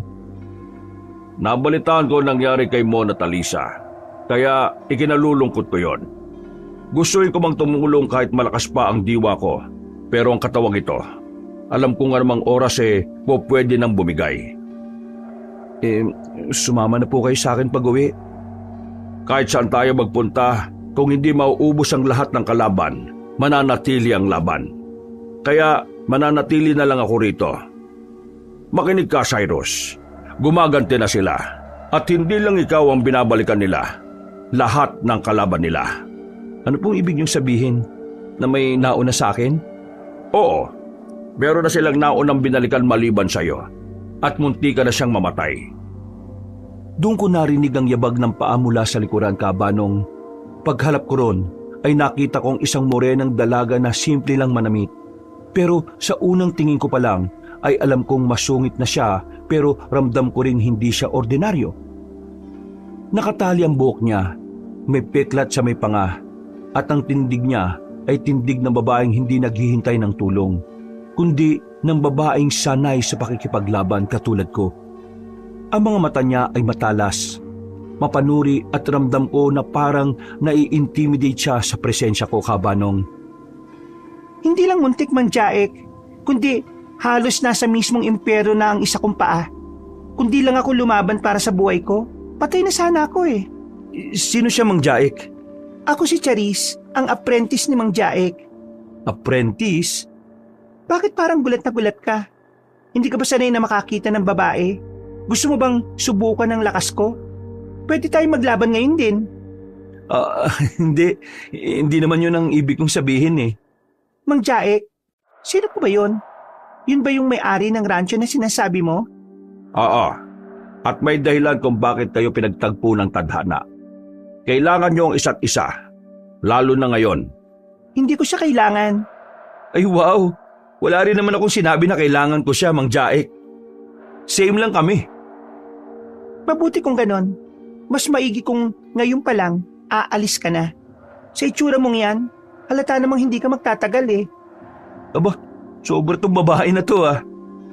Mang Jaek, sigurado kayong naging estudyante niyo ang lalaking yan? Sa itsura pa lang niya eh. Na pinanganak na may gintong kutsara sa dila eh, halatang malamya eh. Hoy, babae, sumusobra ka na ah.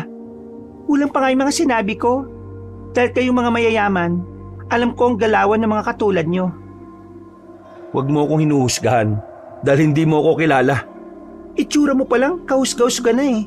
Kung gusto mo, magkasubukan na lang tayo eh. Cyrus! Charis! Tama na! Nanahimik na kami at napatingin na lang kay Mang Jaek.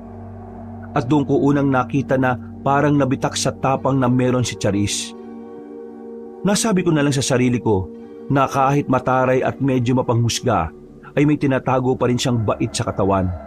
Sadyang may topak lang talaga ang mga babae. Pinaupo na kami ni Mang Jaek at nagsimula siyang magkwento patungkol sa mga nangyayari. Kung paanong nagsimula at unti-unting lamunin ng kasamaan ng rancho. Kinwento niya rin ang tungkol kay Charis. Kaya ko nalaman ang buhay ng masungit na babae. Hindi siya taga-rancho, pero ang lugar na yon ang kumuha sa kanya ng lahat. Ang pamilya niya ang unang nakipagkasundo kay Tio Cuenca na para sa magandang trabaho. At nang magsimulang magbago dahil humihingi na nga ng kapalit ang kampon ng kasamaan, yun na nga po, Kabanong, ang mga mahal sa buhay ni Charis ang naging kapalit. Si Charis lang ang nakaligtas at kaya rin siya kinuha ni Mang Jaek bilang kapalit ko. Kaya ko rin naintindihan kung bakit siya ngayon masungit. kung bakit siya nagagalit sa akin at para akong sinisisi sa nangyari sa buhay niya. Nang maintindihan ko ang mga yon, ay nagsorry ako sa kanya at tinanggap niya naman to ng taos sa puso. Wala na po roon ang lahat ng mga gamit namin ni tatay. Malamang po yun ang inuna ng mga aswang na tanggalin para mas madali nilang mapagharian ng rancho. Kung sinasabi niyo po na nagtatago lang din sa lugar na yon ang pinuno ng mga aswang na naghahari-harian doon, kailangan ko talagang bumalik. Malamang ang taong yun yung nakita kong nagmamasid sa akin kanina nung nandun ako malapit sa sapa. Kung babalik ka ron na hindi armado, mamamatay ka lang. Alam ko ang panganib na yon, pero kailangan ko pa rin gawin. Nandun pa rin ang tiyo Cuenca ko, na kahit siya ang may kasalanan, biktima pa rin naman siya ng sarili niyang katangahan at paniniwala. Bukod doon, meron pa rin mga normal na inosenteng tao ron sa rancho katulad ni Aling Celia. Pero mamamatay ka pa rin kapag bumalik ka ron. Nung gabing yon, Kabanong, hindi kami nagkasundo pero hindi na rin kami nagkaaway. At bago kami matulog, sa pagitan ng katahimikan at apoy ng lampara, sa katahimikan ng gabi, ay nagulat ako nang lumabas siya mula sa kanyang tinutulugan. Nasa bandang salas lang ako at natutulog sa sahig. Nagulat na lang ako nang umupo siya sa akin, kaya bahagya akong napabangon. Hanggang sa naramdaman ko na lang ang kamay niyang marahang gumagapang sa braso ko. Nailang ako, Kabanong. Siyempre, pero pinilit kong magpakadisente. Ayos ka lang? Mapanganib kung babalik ka ron na ikaw lang. Kahit maging handa ka, hindi mo sila basta-basta matatalo. Lalo na't hindi ka sigurado kung gaano na silang karaming aswang dun sa rancho. May naiisip ka bang ibang paraan? Sasama ako sa'yo. Handang-handa na ako. Hindi na ako nakapagsalita pa dahil biglang nagtama ang mga mata namin. Hinawakan ko ang kamay niya at sa pagkakataong yon ay hindi siya kumawala. Hindi rin namin alam kung paanong nangyari. Basta bigla na lang kaming naghalikan, Kabanong. Nakakayamang aminin, sa kabila ng alitan, hindi pagkakasundo at pagtatalo, ay merong nangyari sa amin noong gabing yon na hindi namin inaasahan pareho pero alam namin sa isa't isa na ginusto namin yon. Pagkatapos ng nangyari, nagising ako ng madaling araw. Wala na sa tabi ko si Charis, pero ang nakabungad sa akin ay si Mang Jaek. Kaya dahil sa hiya, kinuha ko kagad ang damit ko at isinuot ito. Bumaling ako ulit sa kanya pero nakatitig lang siya sa labas. Seryoso siya kaya napabaling din kagad ako roon. Doon ko lang napagtanto na may kakaibang enerhiya ng kasamaan sa paligid. Aga-aga, may mga bisita tayo. Tumayo ka na dyan, Cyrus, at paunlakan sila. Gigisingin ko na rin si Charis. Kayo na ang bahala dahil inaantok pa ako. Sige po. Pagtalikod niya ay sumilip kagad ako sa bintana. Doon ko nakita ang higit 10 aswang. 5 ang layog at 5 rin ang ordinaryo lang. Pero masasabi kong pare-pareho silang mga pangit sa paningin ko. Mga namumula ang mga mata, naglalaway, mahaba ang dila at mga mukhang paniking matagal nang walang kain. Sinuot ko rin kagad ang kwintas. Nagulat pa nga ako dahil nakita kong kumikinang-kinang ang asul na hiyas nito. Ito ang unang pagkakataon na makita ko yun na ganon. At saka ko lang naalala ang sinabi noon ni Mang Jaek patungkol dito bago ibinigay sa akin. Lumalakas ang bisa ng asul na hiyas kapag ang puso ng nagsusuot nito ay punong-puno ng determinasyon. Kung minsan nga kumikinang pa nga ito at depende ang kinang sa lakas ng pagnanais ng may suot. Sa tagal ko lumalaban sa mga aswang, ibig sabihin ba nito ngayon lang ako nagkaroon ng matinding determinasyon? Natigilan na ako sa pagkausap sa aking sarili dahil narinig ko na ang pag-ungol ng mga aswang sa labas. Dahil dito ay kumuha na kagad ako ng kagamitan. Sa simpleng bahay ni Mang Jaek kung saan-saan lang nakasabit ang mga sandata kaya hindi na ako nahirapan sa pagkuha ng taga. Ang lahat ng gamit na rito, kung di may orasyon, ay babad naman sa mga halamang may pangontra sa aswang at iba pang alagad ng kadiliman. Okay na siguro tong 2 taga laban sa 10 aswang. Makakapag-exercise na rin. Sakto at mag-aalas 4 na ng madaling araw. Sa muling pag-ungol ng aswang sa labas, ay binuksan ko na ang pinto sa sila hinarap. Nakita ko ang sabay-sabay nilang pag-angil. Ang mga mata nila ay lalong naging mabalasik habang galit na nakatingin sa akin. Inikot-ikot ko lang sa kamay ang dalawang taga habang nakatingin sa kanila at nakangiti. Pero seryoso ko silang minamasdan sa kung ano ang gagawin nilang hakbang. Hanggang sa isa mula sa bandang kanan na kagad ang unang nagtangka. Mabilis yung sumugod kaya tinigil ko ang pag-ikot ng taga sa kanang kamay ko. Sige, sugod lang! Paglundag ay hindi ko na hinayaang makalapit pa sa akin ang aswang. Binato ko na ang isang taga. Kaya sa malayo pa lang ay nasapol na siya mismo sa ulo. Tumagas ang itim na dugo kasabay ng pagkasunog at pagkahandusay ng halimaw sa lupa. Nang makita ito ng siyang natitira ay tila nang galaiti sila sa galit sa akin. Dito na sila nagsimulang sumunod ng magkakasunod, kaya mas lalo akong ginanahan. Samantalang nanatili namang kumikinang-kinang ng mahina ang nakakwintas sa akin na asul na hiyas. Mga tanga talaga kayo. Ginagaya niyo yung sa palabas na susugod ng magkakasunod. Mamamatay talaga kayo niyan. Bakit hindi niyo ko sugurin ng sabay-sabay? Mas lalo lang nagalit sa akin ang mga aswang, pero tila ba sinunod nila ang sinabi ko. Dalawa ang magkasabay na sumugod sa kaliwa at kanan, pero dahil mas mabilis ako, kaya hindi sila umubra. Lumundag ako ng mataas hanggang sa mapunta sa bubungan. Nakita ko pa na nagsalpukan ng dalawang aswang at sinamantala ko ang pagkakataong yon. Ako naman ang umatake.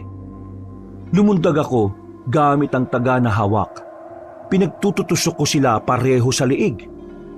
Katulad ng nauna ay umapoy din sila at naging abo sa kawalan. Dahil dito ay mas nagalit ang 7 pang natitira. Sabay-sabay silang nagsigawan habang inaatake ako. Pero tila ba napakagaan ng pakiramdam ko at nakikita ko ng mabagal ang mga galaw. Hindi ko alam kung gawa ba ito ng hiyas. Pero amazed na amazed ako sa nangyayari, Kabanong. Sumugod ako na makakasunod na tinaga ang 2 pang aswang sa harapan ko. Nag-apoy din sila at nagsaabo, habang ang 5 ay tila nag-aalangan ng sumalakay. Huminto kami at nagkatitigan, tila inoobserba ng galaw ng bawat isa. Ano, ayaw niyo na sumugod? Natatakot na kayo? Hindi ba't kayo nagpunta rito? Pero bakit bahag na ang buntot nyo? Kung ayaw nyo sumugod, ako na ang susugod. Sige kayo! Inambahan ko sila at natawa ko nang bigla silang takot na napaatras. Sinamantala ko na ang kaduwagan nila. Patakbo kong lumapit at kinuha sa lupa ang isa pang itak saka nagsimulang sumalakay. Inuna ko na ang 3 nagtakbuhan at dahil mas mabilis ang takbo nila, nanghingi ako ng tulong ng kapangyarihan sa asul na hiyas. Nagulat ako sa napakataas kong paglundag at sa isang iglap ay naunahan ko na ang 3 aswang na takot na takot. Oh, saan kayo pupunta ha? Mga bisita? Umatake kagad ang isa, pero ang 2 ay umiwas sa kaliwa at kanan. Sila na ang inuna ko. Ginawa kong tila boomerang ang 2 taga. Paikot kong hinagis sa mga ito sa kaliwa at kanan hanggang sa maabutan ng parehong aswang na tumatakas. Pareho silang tinamaan sa likod. At bago pa nila matanggal yon, ay umapoy kagad sila at nagsaabo. Sa takot naman ng nasa harapan ko, sa halip na ipagpatuloy nito ang pag-atake, ay tumalikod na siya para makatakas. Hinawakan ko siya sa kamay at tinigpitan ko ito ng husto. Sinubukan niya akong kalmot-kalmutin pero dahil sa mabagal na tingin ko sa mga galaw niya, hindi niya ako natamaan ni isang beses. Dahil dito ay pinilit niyang kumawala hanggang sa nagulat ako sa ginawa niya. Pinutol niya ang kamay niyang hawak-hawak ko at dali-daling tumakbo. Napangiwi akong hinagis ang putol niyang kamay sa lupa. Pagkatapos ay tumakbo ko para habulin siya. Nakita ko rin ang 2 pang natitira na kitang-kita ang takot sa mga muka. Nilundagan ko na ang putol na kamay at malakas na sinipa sa ulo. Pagkahandusay niya sa lupa ay nabali ang kanyang leeg. Saka ko hinawakan ng asul na hiyas at nilapat ko sa katawan niya. Naging abo rin siya katulad ng iba pa. At ang makita yun ng dalawa pang natitirang aswang, umangil sila ng umangil sa galit. Magkakasunod na alulong yun. Hanggang sa maramdaman ko ang kakaibang ihip ng hangin. Alam ko na nagtatawag pa sila. Kaya bago pa dumating ang mga bagong aswang ay pinatay ko na sila pareho. Pagkatapos ay binalikan ko ang dalawang taga kanina.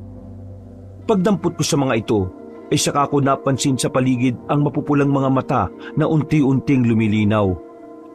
Halos nasa 20 aswang ang dumating sa panawagan ng napatay kong dalawang aswang kanina. Maganda-gandang laban to. Huwag mong sabihin sa akin na sosuloyin mo lang tong laban. Uy, gising ka na pala. Si Mang Jaik. Kanina pa siya tulog. Pinagmamasdan lang kita kanina. Hindi na sana kita tutulungan pero marami-rami yan kaya mukhang hindi mo to kakayanin. Mukha pa rin ba akong mahina para sa'yo? Pagkatapos kong ubusin yung 10 nauna? Hindi naman, pero mukhang pagod ka na eh. Kagabi pa lang sa ginawa natin, madali ka lang napagod. Dito pa kaya? Hindi ako nakaimik sa sinabing niyang yon, Kabanong. Napakamot na lang ako ng ulo at pagkatapos noon ay nag-angilan na ang mga aswang na nakapaligid sa amin. Humanda na nga kami pareho ni Charis at nang sumalaki na ang mga aswang ay hindi na muna kami nagpansinan pa. Nag-focus lang kami sa pakikipaglaban at sa bawat pag-atake ng mga kalaban ay sinusiguro namin na hindi kami mapupuruhan o matatamaan. Pagkatapos ng higit 20 aswang ay may dumating pa pero kakaunti na lang sila. Halos pasikat na ang araw nang matapos namin ang laban. Hanggang sa isa na lang ang matira. Hindi kaagad namin yung sinunog. Hinayaan namin gumagapang palayo sa amin habang unti-unting sumisikat ang araw. Nang makalapit na kami sa nasabing halimaw, ay umakyat yung nagmamakaawa sa amin. Parang awa yun na. Wala lang akong pagpipilian. Pinatay niya ang buong pamilya ko. Pati ang mga kaanak ko ay ginawa na rin niyang aswang. Hindi ko gusto itong pagiging kampo na kadiliman. Pero wala akong mapagpipilian. Nangungusap siya sa isip ko. Hindi siya tumitigil. Ayaw niyang tumigil. Makinig ka! Kung sasabihin mo kung saan nagtatago ang pinuno niyo, gagawin namin ang lahat para matulungan ka. Magaling na antingero si Mang Jaik. Siguradong matutulungan kanyang maibalik sa dati. At kahit ang ilan pang nayanggaw sa rancho. Kaya habang maaga pa, huwag ka na matakot na sabihin kung nasaan ang pinuno niyo. Nasa ilalim lang siya ng asyenda. Kilalang kilala mo siya, Cyrus. Ha? Magsisinungaling ka rin ba sa akin? Narinig mo na yung sinabi ng unang aswang na pinatay ko sa rancho, di ba? Nagsasabi ako ng totoo. Kilalang kilala mo ang pinuno ng aswang. Malapit siya kay Mang Mon at Manang Alisa. At siya rin ang pumatay sa mag-asawang yon. Hindi lang dahil sa galit sa'yo, kundi dahil rin sa galit sa kanila. Bakit naman magagalit ng aswang na yung kay Mang Mon at Manang Alisa? Dahil... Ha? Anong nangyayari sa'yo? Tumigil ka na, parang awa mo na. Tama na, umalis ka na sa isip ko. Nagulat kami pareho ni Charis nang makita na tila lumulobo ang katawan ng nahihirapang aswang. Para yung sasabog kaya dali-dali akong hinatak ni Charis palayo roon. Hanggang sa magkatotoo nga ang naiisip namin. Pumutok na parang lobong nasobran sa hangin ng katawan ng aswang. Kaya hindi na nito nasabi ang gusto nitong sabihin. Sino yung sinasabi ng aswang na yon? Na pinuno ng aswang na malapit kay Mang Mon at Manang Alisa? Wala talaga akong ideya eh. Malalaman lang natin ang totoo kung pupunta tayo sa ilalim ng asyenda nyo. Oo, gano'n na nga. Kailangan na natin pumunta ron at huwag na tayo mag-aksaya ng oras. Tara na! Nagpahinga na muna kami saglit habang sikat na ang araw. Naikwento na rin namin kay Mang Jaik ang tungkol sa revelasyong ito. Pero wala rin naman siyang ideya. Dahil sa mga nangyari, pinagplanuhan naming mabuti ang lahat ng gagawin. Nang makapaganda na, ay hindi na kami nag-aksaya ng panahon. Madaling araw nang bumalik kami sa rancho. 3 kami, ako, si Charis at si Mang Jaik. Sa totoo lang, Kabanong, ay ayaw na naming isama sana ang guro, pero nagpumilit talaga siya. Nag-aalala lang daw siya sa amin at siniguro naman niyang hindi siya magiging sagabal sa amin. Isa pa, kailangan din talaga namin siya para sa mga inosenteng tao na ililigtas doon sa rancho. Napakakalmado na ng oras na yon, pero hindi to tipikal. Halata sa badya ng paligid ang bumabalot na kadiliman. Ang ulap ay makapal at tinatakpan nito ang bilog na buwan. Pabor naman sa akin ang ganoon dahil masanay akong gumalaw kapag pareho kaming bulag ng kalaban. Pagpasok sa bukas na gate, huminto kami sa gilid ng dating kamalig. Mabaho ang paligid at nangangamoy ang lansa ng kalaban. Naging mapagmatsyag kagad kami hanggang sa may isang lalaking dumating na parabang lasing. Pero alam na naming hindi ordinaryo yun.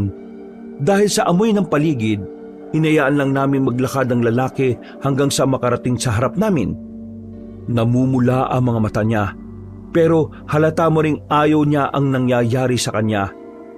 Ramdam ko ang matinding takot sa sistema niya, kaya umahon na kagad ako. Inatake ko siya at hinampas siya sa batok hanggang sa mawalan na ng malay tao. Ano ginawa mo, Cyrus? Bakit hindi mo na lang siya pinatay kagad? Bagong yanggaw lang ang isang ito. Kitang-kita ko sa mga mata niya na ayaw niya itong nangyayari sa kanya. Mang Jaek, matutulungan mo ba ang taong to? Mang Jaek, huwag niyo pong sabihin na tutulungan niyo talaga ang aswang na yan. Hindi pa siya ganap na aswang. Bagong yanggaw lang siya, Charis. Bago man o hindi, ang aswang ay aswang, Cyrus. Dapat silang mamatay lahat. Oo, tama na. Baka magtalo na naman kayo sa halip na mga aswang ang kalabanin natin baka kayo pa ang maglabanan ha? Sorry po, Mang Jaek. Sorry rin, Cyrus. May punto ka naman, Charis. Ang bagong nayanggaw ay may tuturing na ring aswang. Nakatikim na sila ng sariwang dugo at karne o kahit hindi pa. Pero tama rin si Cyrus. Hanggat kaya nating iligtas ang sinuman, ililigtas natin dahil minsan din naman silang mga naging tao. Iwan niyo na ako dito sa kamalig.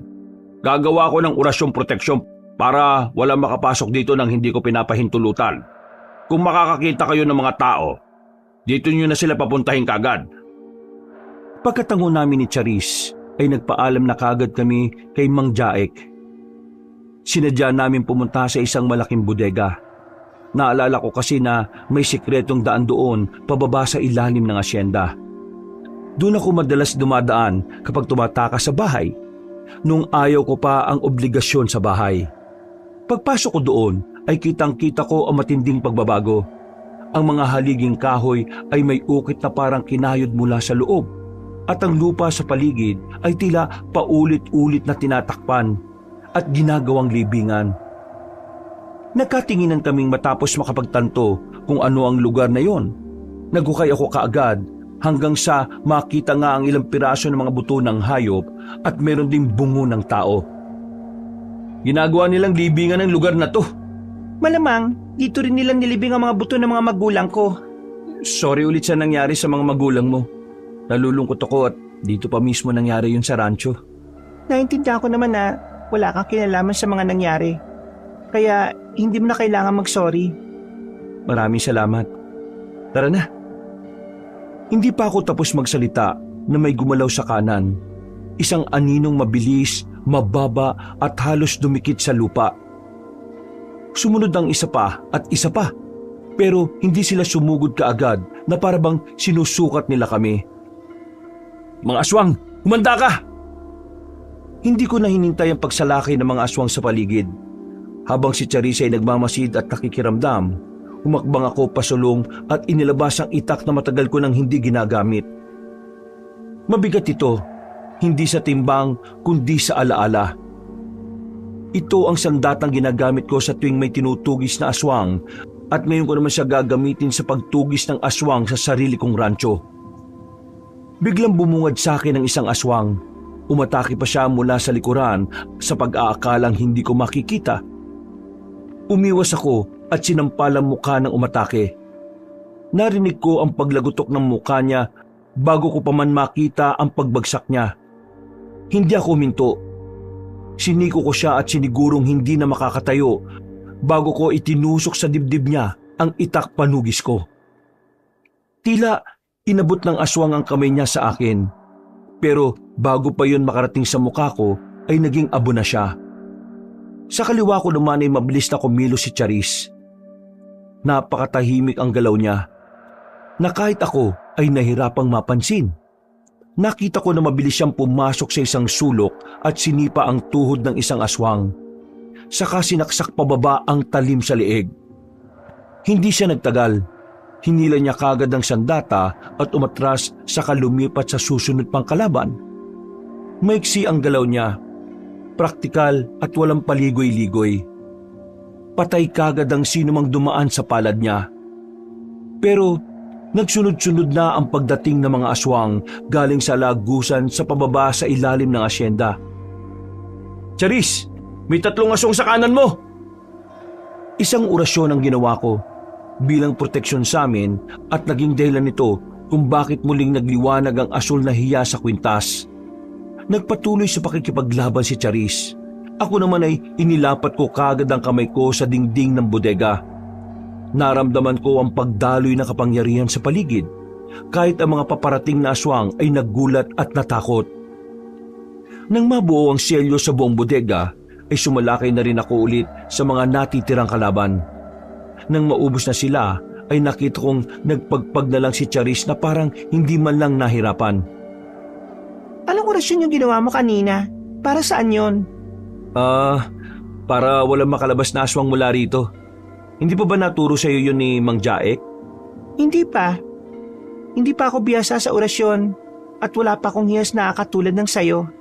Pero kaya kong lumaban gamit ang lakas at mga sandata. Okay. Nasaan ang sinasabi mong daan papunta sa ilalim ng asyenda? Nandun. Wala na kami inaksayang oras, Kabanong. Bumaba kaagad kami hanggang sa marating ang pinakailalim. Doon ay mas bumigat ang aming pakiramdam. Halatang may lumalakas na puwersa ng kampon ng kadiliman. Pero ang determinasyon ko na makilala ang pinuno ng aswang ay mas lalo ring lumalim. Kaya ang liwanag ng hiyas ay mas lalo ring lumalakas. Ito ang nagsisilbi naming ilaw sa dilim. Nang nasa pasilyo na kami ng ilalim ay mas tumindi pa ang negatibong enerhiya. Mas ramdam na talaga namin ito. Kahit hindi nagpapalata si Charis ay alam kong kinakabahan na rin siya. Nakikita't nararamdaman ko yun sa kanya. Hanggang sa makarinig na naman kami ng pag-ungol ng mga kalaban. Sa isang iglap ay may sumulpot ng mga aswang. Wala na kaming inaksayang oras. Sumugod ako at tinamaan ng tadyang ng isa. Ramdam ko, Kabanong, ang pagbaon ng tali at ng pag-urong ng laman ng aswang. Umungol siya at sinubukang kumapit sa akin. Pero tinulak ko ang ulo niya palayo at sinaksak ulit sa dibdib ng maraming ulit. Hanggang sa makita ko na siya na unti-unting nagiging abo. Bago pa lumagapak sa lupa ang aswang ay wala nang natira rito. Lumingon ako kay Charis. Humihingal na siya pero naubos na rin niya ang mga kalabang kaharap niya. Ayos ka lang? Inihingal ka na. Hindi ko rin alam kung bakit. Madali lang naman patayin yung mga aswang pero yung mabigat na pakiramdam, nakakaubos ng enerhiya. Parang inaagaw nito yung lakas ko Halika, lumapit ka sa akin. Anong gagawin? Ha? Hindi ko na siya pinatapos ng sinasabi niya. Niyakap ko siya ng mahigpit at saka nagbigkas ng orasyon ng proteksyon. Nang maramdaman niya ang kakaibang init ng katawan, ay dali-dali siyang tumanggal sa pagkakayakap sa akin at itinulak ako palayo. Ano yun? Relax lang, hindi kita ginagayuma. Orasyon yun ng proteksyon laban sa negative energy. Kumusta na ang pakiramdam mo? Gumaan nga. Nawala yung hingal at pagod ko. Salamat Walang anuman. Nagpatuloy na kami sa paglalakad hanggang sa harangin na naman kami ng higit 15 aswang. Dito ko napatunayan na marami na talaga ang napasailalim sa kamay ng kampo ng kadiliman. Hindi na rin ako nagtaka kaya mabigat ng husto ang negatibong enerhiya sa ilalim ng asyenda at gumagapang ito sa buong rancho. Huminga ako ng malalim at nang handa na kaming sumalakay ay nakarinig kami ng malakas na ungol na tila nanggagaling sa ilalim ng lupa. Dahil dito, ang mga aswang na paatake na sana ay biglang umatras. Pagkalaon ay naglaho sila sa dilim na parang isang anino. Nagkatinginan lang kami ni Charis na nagtataka. Yung ungol na yon, mukhang galing sa pinuno nila. Kaya pala sila nagpulasan eh. Mukhang gusto ng pinuno ng aswang na matunto natin siya. Pero mag-iingat pa rin tayo. Tama. Hanggat hindi natin siya natatalo, kailangan maging maingat. May tanong nga pala ako sa'yo. Ano yon? Sabi nung aswang na tinanungan natin, malapit daw sa puso nyo yung pinuno. Oo nga. Pero hanggang ngayon wala pa rin akong ideya kung sino yung sinasabi nilang malapit sa puso namin. Lalo na sa puso ni Mang Mon at Manang Alisa. Hindi ko to natanong doon sa bahay ni Mang Jaek, pero wala na ba silang natitirang pamilya? Wala na silang mga kamag-anak Kahit yung nag-iisa nilang anak namatay na rin pati yung asawa nun. Meron silang apo, pero matagal na panahon na rin wala. Inanod yun ng lumaragas ang tubig sa ilog nung 10 taong gulang pa lang kami. 15 years old naman ako noon. 5 taon ang tanda ko kay Pempem nung nangyari yun. Kaya naging malapit ako sa mag-asawang yun at talagang ako ang tinuring nilang apo. Kaya pala, ganun na lang din ang galit mo nang mamatay sila. Talagang umuwi ka rito para hanapin pang hustisya. Nadyan na rin to ng tadhana. Hindi ko sinasabing gusto ko yung nangyaring pagkamatay nila Mang Mon at Manang Alisa. Pero dahil doon nakauwi ako rito at nalaman ko ang totoong kalagayan ng rancho. At konektado rin pala sa pagkamatay nila. Hindi ko lang mabibigyan ng hustisya ang nangyari sa kanila. Malulutas ko na rin ang problema rito. Pati yung sayo. Oo nga. Ay teka, nandito na yata tayo sa pinakadulo Napatingin ako sa harapan at nakita kong isang makapal na pinto. Pagkatingin ko kay Charis, ay dali-dali kong itunulak yon hanggang sa tuluyang magbukas. Maliwanag sa loob dahil sa mga kandilang nakasindi sa bawat sulok ng malawak na silid. Sa pinakadulo ay tila may batong upuan at merong nakaupo roon. Nanlaki ang mga mata ko dahil hindi ako po pwede magkamali. Ang nilalang na nakaupo roon ay ang nilalang na nakita ko sa panaginip ko. Mapayat na hindi katangkaran at parang ang isang bata. Mas lalong nanlaki ang mga mata ko nang malinaw kong makita ang mukha ng nagsabing batang lalaki. Hindi ako po pwedeng magkamali dahil hindi ko makakalimutan ang mukha niya na parang walang pinagbago. Ikaw? Kumusta, Kuya Cyrus? Ha? Pempem? Paano nangyari? Mahirap bang paniwalaan na ako ito? Ang pinuno ng aswang, Kuya Cyrus? Imposible. Matagal ka ng patay. Patay? Kailan naman ako namatay, ha? Nung gabi na inanod ka ng malakas na ragasan ng tubig. May nakita ba kayong bangkay ko? Wala. Iyon naman pali. Bakit nyo kagad pinalabas na patay na ako? Ginusto nyo lang talaga akong mamatay? Kayo ng lolo't lola ko? Hindi totoo yan. Hinahanap ka namin. Sinungaling! Kung hinahanap nyo ako, di sana, hindi kayo nagugulat ngayon. Pero, hinayaan nyo lang ako mabulok Mabuti na lang at kinatagpo ko ng isang nilalang at binigyan ako ng lakas at kapangyarihan. Aaminin ko na, hindi naging madali ang buhay ko. Nagtago ako na nagtago hanggang sa makabalik dito para makapagiganti. At ngayon natupad ko na ang gusto ko, napatay ko ang wala akong kwentang lolo at lola at napabalik na kita dito para patayin. Pempem, hindi mo ako kalaban. Lahat ng pumapatay ng mga aswang na pinamumunuan ko, kalaban ko. Lalapit sana ako sa kanya para makiusap pero pinigilan ako ni Charis. Doon ko lang napansin na napapaligiran na pala kami ng mga aswang. Naging alerto kami pareho habang ang mga kalaban ay naghahanda na rin. Napatingin ulit ako kay Pempem at nang makita ko siyang humudyat ay sumugod na ang mga aswang. Wala na kaming inaksayang oras. Gamit ang sarili naming lakas ay nakapagtunggalian nga kami sa mga aswang. Pero mas nais kong makalapit kay Pempem para makausap ko siya ng masinsinan. Charis, lalapit ako sa unahan! Delikado! Hindi ko siya pinakinggan. Umabante ako at hindi pinansin ng iba pang mga aswang na sumasalakay. Lahat sila ay iniwasan ko lang hanggang sa makalapit na nga ako kay Pempem. Pempem, makinig ka! Mahal na mahal ka nila Mang Mon at Manang Alisa! Hindi totoong iniisip mo! Nilamon ka lang ng galit! Kaya mo nasabi yan! Hindi ako nilamon ng galit. Ako na mismo ang galit.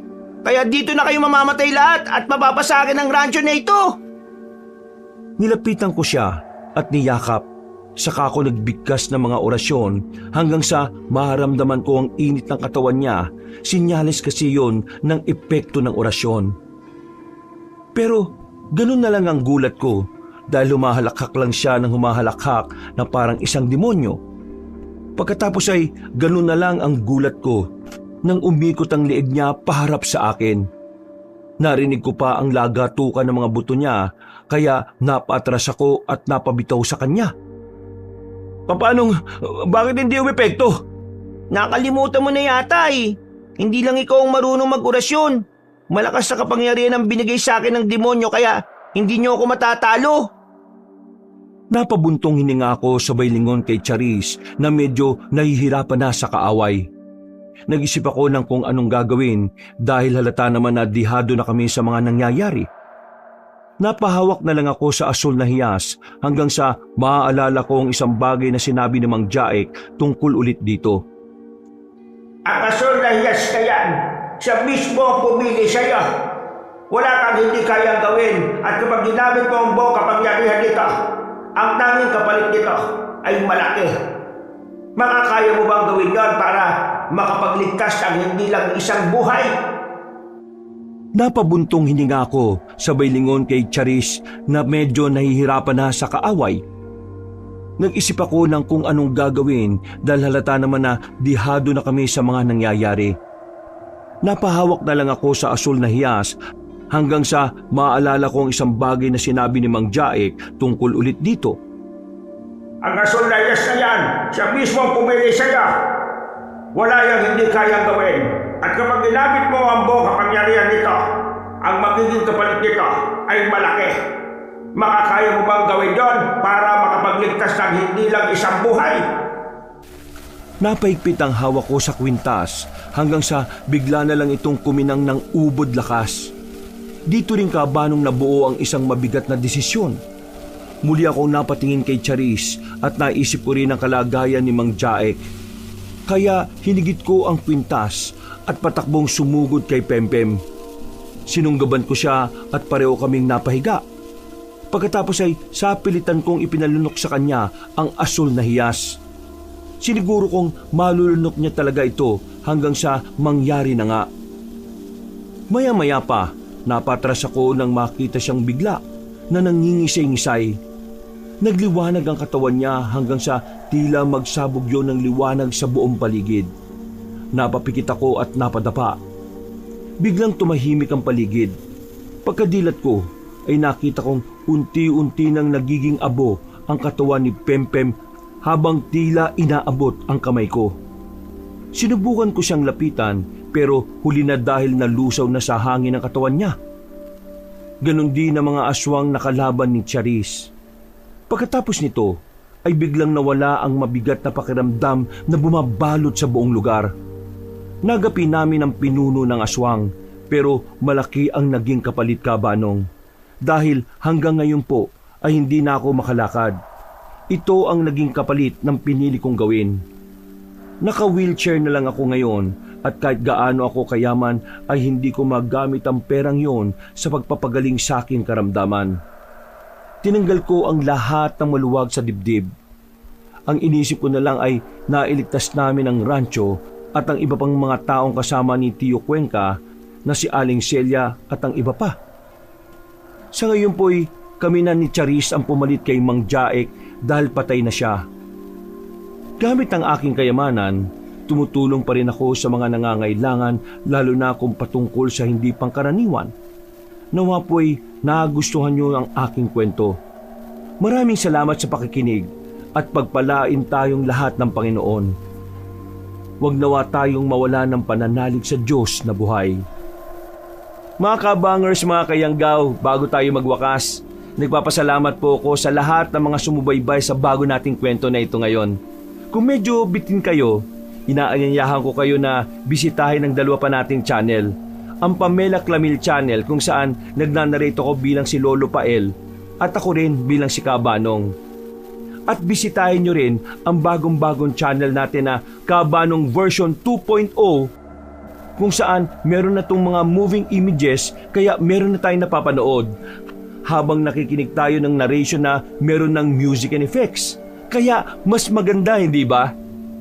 Sana po'y huwag niyong kalimutan na mag-subscribe para makasama kayo sa first 100,000 subscriber ng channel na yon.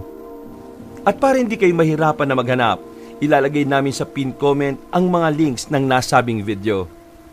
Hanggang sa muling mga kwento, wakas!